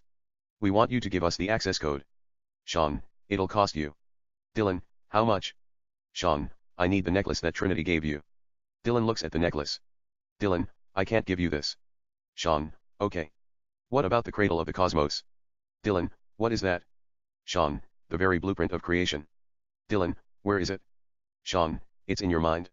Dylan, what do you mean it's in my mind? Sean, you have the power to access any universe that you choose to. It's you who designed the Super Matrix. You were around before the beginning of time. Dylan, I heard that before. But I don't remember anything. Sean, tough luck. There is a pause. Dylan, anyhow, are you going to help us or what? Sean, I see what I can do. EXT Matrix movie set, VT convertible, day. They drive at the direction of the camera. With nice camera work, we find Sean and Dylan in the set of Matrix, seemingly driving. Jake is behind the camera. Jake, cut. Sean and Dylan exchange fist punch. EXT Abundant Building, 6, day. Nicole and Leonardo, who are carrying guns, walk into an abundant building, drawing their guns. Int. Abundant Building, 4th floor, day. Nicole and Leonardo move down the floor drawing their guns. They see a nude woman lying on the floor. She is dead. She is branded with the word Nashim, women. There is dice on her vagina that has 3 dots. Nicole and Leonardo look at it in shock. We zoom out dexterously and see Ben, the director, standing behind the camera. The grips and the camera crew move in the background. Leonardo, we're dealing with a sick man. Nicole, he'll not stop till he kills 6 for each order. First was Ziraim, seeds. Second is mode, festival. This is Nashim, women, it concerns with marriage and divorce, some forms of oaths and the laws of the Nazi right. 3 more to come, Nezikin, damages. It deals with civil and criminal law. Kodashim, holy things, concerning sacrificial rites, the temple, and the dietary laws. And Taharot, purities, relating to the laws of purity and impurity. We have to find him before he strikes again. Leonardo, don't worry. We'll find him, kiddo. I'll put 6 bullets in his skull for each dice that he has in his pocket. Ben, cut. That is a wrap. Nicole seems ill. Leonardo, are you okay? Nicole, I'm fine. I just need to collect my thoughts. Leonardo takes out 2 cigarettes, lights them like Paul Henriette in Now Voyager starring Bette Davis, and gives her a cigarette. Leonardo, here, this will help. Nicole takes the cigarette. She takes a drag and exhales out the smoke at the screen like Bette Davis. EXT Sean's Malibu beach house, porch, sunset. Sean sits in the porch, writing on his laptop. Sean, voiceover darling, you can always scratch my heart like a cat, and suck the blood from my veins like a bat. I will do anything for love. I would even do that. Kiss your alluring lips, caress your slender neck and voluptuous breasts steamier than spring weather that likes to rove. Yet, taste your nipples without a splat. And run my lips down by your sexy belly more tender than cars that I drove. Get between your legs like a fairy tale that has gone wild and boom, gives animation to everything that is dull and mad, kiss your vulva that you love to sprinkle perfume, which I thought Aphrodite extracted from jasmines that float on River Platte, and bestow upon thee the most delicious oral pleasure till you feel it in your womb. It's sweeter than the syrup I put on your pancakes, dreaming about your eyes instead of the stars above, which you thought, teasingly, might make you fat, and wiggle my tongue in your vagina inside out, or rather feast on your clitoris, which I prefer to call, the sacred rose on a cove, as if I were doing a scat. And bestow upon your heart luminosity, wings, and peace with a scrumptious orgasm that turns darkness into light, and a crow into a dove. And liberate your soul to the point where you only feel your breath twirling with stars and flowers above cloud 9 thereof, while your essence and heartbeats having a chat. Yet, your face is the only thing that I want to look at. Like Helen of Troy, face that launched 1,000 ships, I will go to a battle and combat till I fall flat, and return with a bullet in my heart, as if I only dusted the dirt under my shoes on a doormat. Nonetheless, sweetheart, they said, beware of false prophets, who come to you with good manners, but inwardly are ravening wolves pretended to be sheep. You can enjoy life without me, and check your cell phone when it's about to beep. Stay late and watch a movie without bleep. But, me, sometimes, I can't sleep. Whenever I think of your eyes, or see the photo of you that I took in the Jeep, I can't help but weep. However, I don't have anything to keep. Fate surrenders its leap to love that is so deep. I sow back what I reap. Baby, I want to come clean. I am so addicted to you like a nicotine. Even a thought of withdrawal from your love and getting some kind of vaccine, gives me intense cravings for your kiss and tongue like French cuisine. I get tingling in my spleen. You are the most enchanting girl I have ever seen. I can't quit you as if it were caffeine. Love is mean. I get fever that is so blistering and keen as if it were a routine. I swear I feel the blaze in my essence, burning every inch of my heart, each gram of my soul, organs in my body, bloods in my veins, and marrows in my bones, like sea of flames and fluorine, which the pyrexia has already changed the structure of chemical compounds in my anatomy that are responsible for synthesizing amino acids, glycine, and protein, and the X-ray of my lungs is more shocking than any crime scene, as if you set my quintessence on fire with benzene. Nevertheless, gorgeous, I will keep you under my skin, to serve as the vital principle of life in my anatomy to the last format. I even missed the bench at the park where we sat. Let them remove my cardiac muscle, and give my heart to scientists to do experiment on my soul instead of dicing mice and rat. I will just watch you dance exotic, wearing Victoria's Secret underwear, and my shirt and hat. Honey, love is thrill. Perhaps, you might want to play a spy that strips to kill, or continue to put me under spell with love potion or rather fever that you distill. But I am ill. I want to take you like a pill. Tell me what you love to do with free will, and if you have needs that you must fulfill. I will show you my skill. Not only do I know how to drill, but I also master the art of passion that gives steam to everything that is chill, and kisses that lights a heart like candles at the Cathedral of Seville. We will make love till we are drenched with fever, and time comes to a standstill. Yet, let fever have mercy on my soul. I want you to return my heart that you stole. So, I can collect my breath, continue where I left off, kiss your lips, and let you have it till you can't take it anymore, and make you feel whole. Note, it will be kept short during filming mixed with memorable love scenes that Sean and Nicole did throughout the universe. Sean then clicks a button and closes the application. On his screensaver, we see the photo of Nicole. He kisses his index finger, places it on Nicole's lips, and closes the laptop. Sean gets up, walks up to the light frame wall, and looks at the endless Pacific Ocean. On the soundtrack, music plays melodiously. EXT Bar and Restaurant, Day. It is a romantic bar and restaurant, located in Rodeo Drive, Beverly Hills. Nicole and Leonardo sit outside talking and having lunch. Sitting across Nicole and Leonardo's table, a paparazzi takes the photos of Nicole and Leonardo with a camera that he covered with his coat. EXT Beach, Vanity Fair photo shot, day. Nicole poses on a motorcycle placed in the ocean. It seems she is riding on the water. Kevin, Vanity Fair photographer, takes the photos of Nicole. In the background, we see Kevin's camera crew. Cut to. Nicole sits on the side of the motorcycle that is placed in the water, near the shore. Her cloth is wet. We see her skin and body frame through her translucent gown. She does sexy poses. Kevin continues to photograph her. Cut to. Nicole lies on the sand without a single drop of cloth. Her head is resting on the motorcycle, which is lying flat on the sand. Yet, she has a guitar to cover her vagina, pretending to play. EXT Desert, Mercedes convertible, Vanity Fair photo shoot, day. 2017 Mercedes convertible. Nicole, wearing a beautiful yellow gown, stands next to the car, and poses in seduction. Kevin photographs her. EXT/int. Desert, Mercedes convertible, Vanity Fair photo shoot, day. Nicole sits behind the wheel and poses.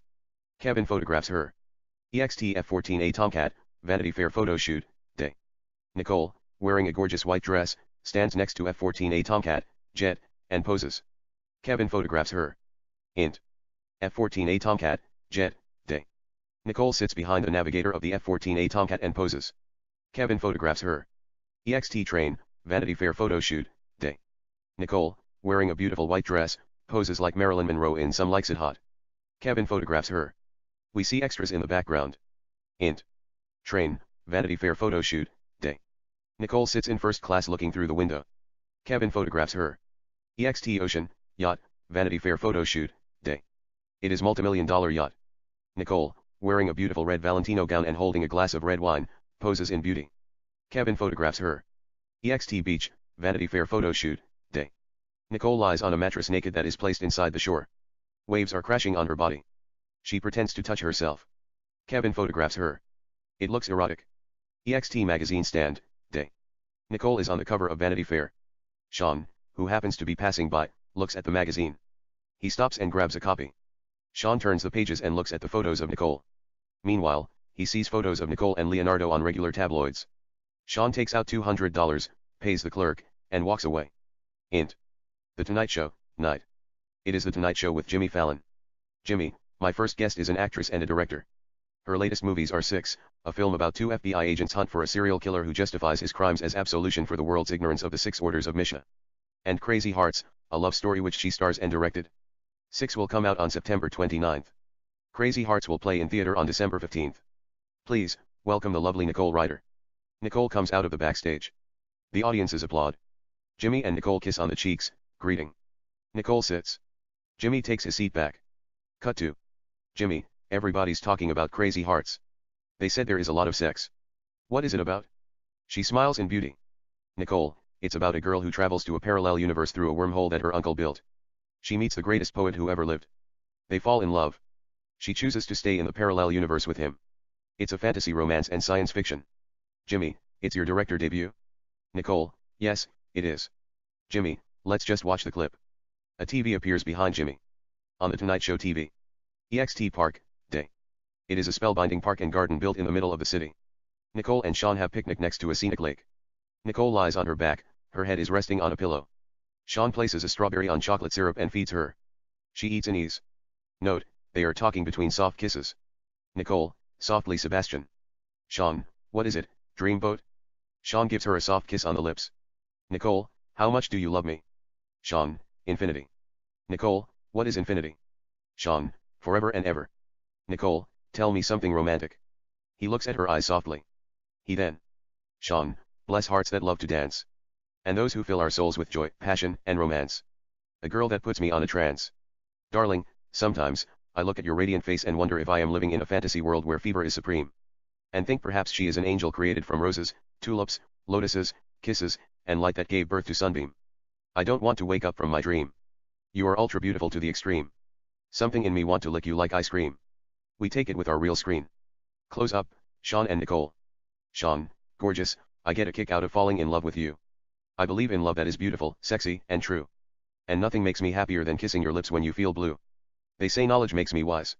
Stay away from a girl that takes me by surprise. This is not speculation or surmise. She is nothing but trouble, and demands without supplies. I should keep my mind on my pride. And my pride by my side.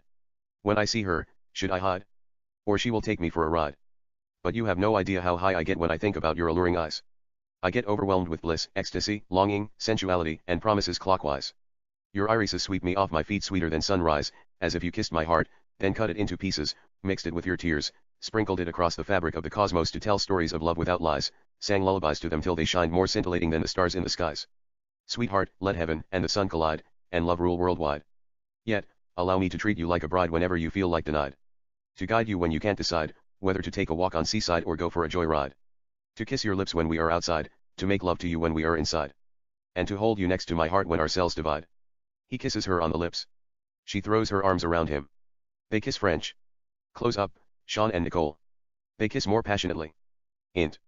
The Tonight Show, night. Back to, Jimmy and Nicole. The audiences applaud.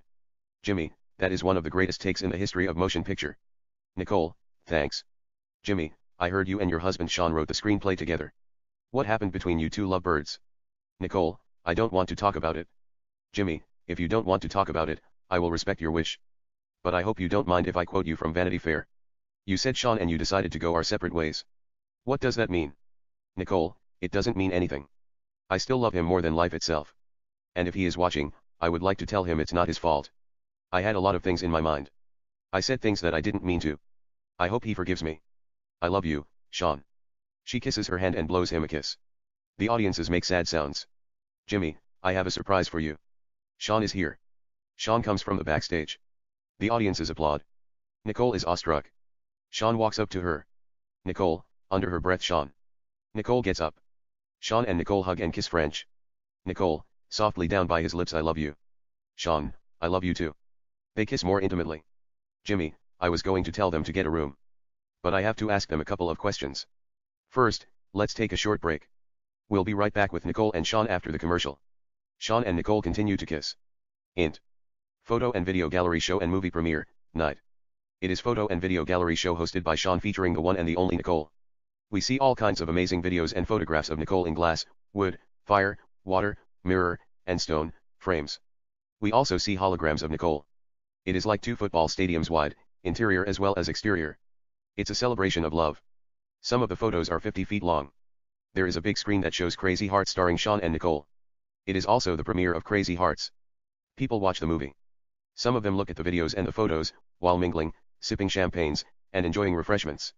Sean and Nicole walk down the gallery talking. Nicole, okay. You got the videos from Blockbuster, but I still can't believe how you found all those photos. Sean, I had to contact all kinds of photographers, people who work with you in films, and every cover of magazine that you were featured. Vanity Fair, Vogue, and Esquire. They were kind enough to give me the original films that they took. They stand lips to lips. Nicole, you did amazing work. They exchange soft kisses. Sean, thanks. Humorously. I couldn't have done it without you. They kiss French. We pan to the videos and photos of Nicole and begin to look at them one photo after another. We then focus on the movie, Crazy Hearts. EXT Beach, night. Sean and Nicole take a walk, talking. Nicole, sweetie. Sean, what is it, sexy love? Nicole, I am lost. Sean, what do you mean you are lost? Nicole, my heart keeps playing tricks on me. Sean, why is that? Nicole, I don't know, maybe you could answer that question for yourself? Sean, what is the question? Nicole, do you love me? Sean, very much. Nicole, what is very much? Sean, to the point of no return. Nicole, I want you to say it poetically. Sean, are you sure? Nicole, as a matter of fact, make it erotic. He looks at her eyes. Sean, you are like a teardrop that caught on fire. I asked my heart, who is the fairest them of all, tell me the truth, don't be a liar. It said, this beautiful creature named Fever, whose eyes have knotted me with crown of thorns and barbed wire. I can't get enough of her even when she acts coquettish, in order to test me if I go deeper instead of higher.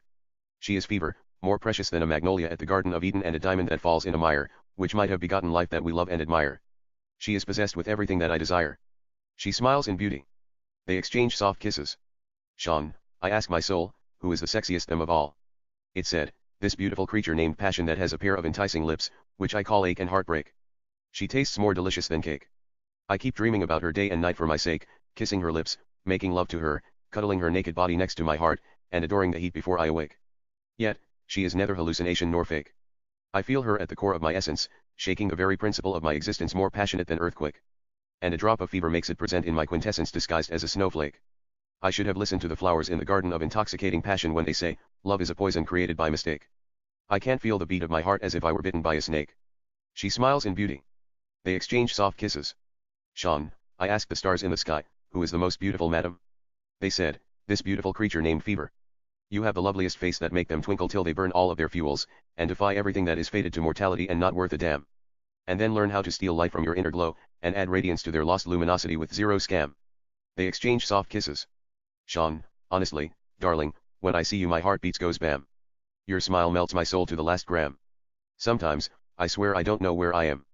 Something in me wants to strip your DNA, copy each information, and preserve your beauty on the moon instead of paintings, photos, and software program. And study your eyes, kiss your lips, and eat right as if love were an exam. And make love to you all night and give a new definition to Grand Slam. She smiles in beauty. They kiss French. Nicole, seductively down by his lips, make love to me. My heart is on fire. They kiss more passionately. Int. Sean and Nicole's beach house, bedroom, night. Sean and Nicole make love surrounded by candles. It is sensual, steamy, and passionate. We stay with them with series cuts. EXT Sean and Nicole's house, beach, bathtub, night. We see sparkling stars, bright moon, and cloudless sky. Sean and Nicole are in the bathtub that is placed in the shore. We see wave crashing against the tub. Nicole rests on Sean's chest with close eyes. On the soundtrack, Good For You by Selena Gomez plays melodiously. They are silent. She then.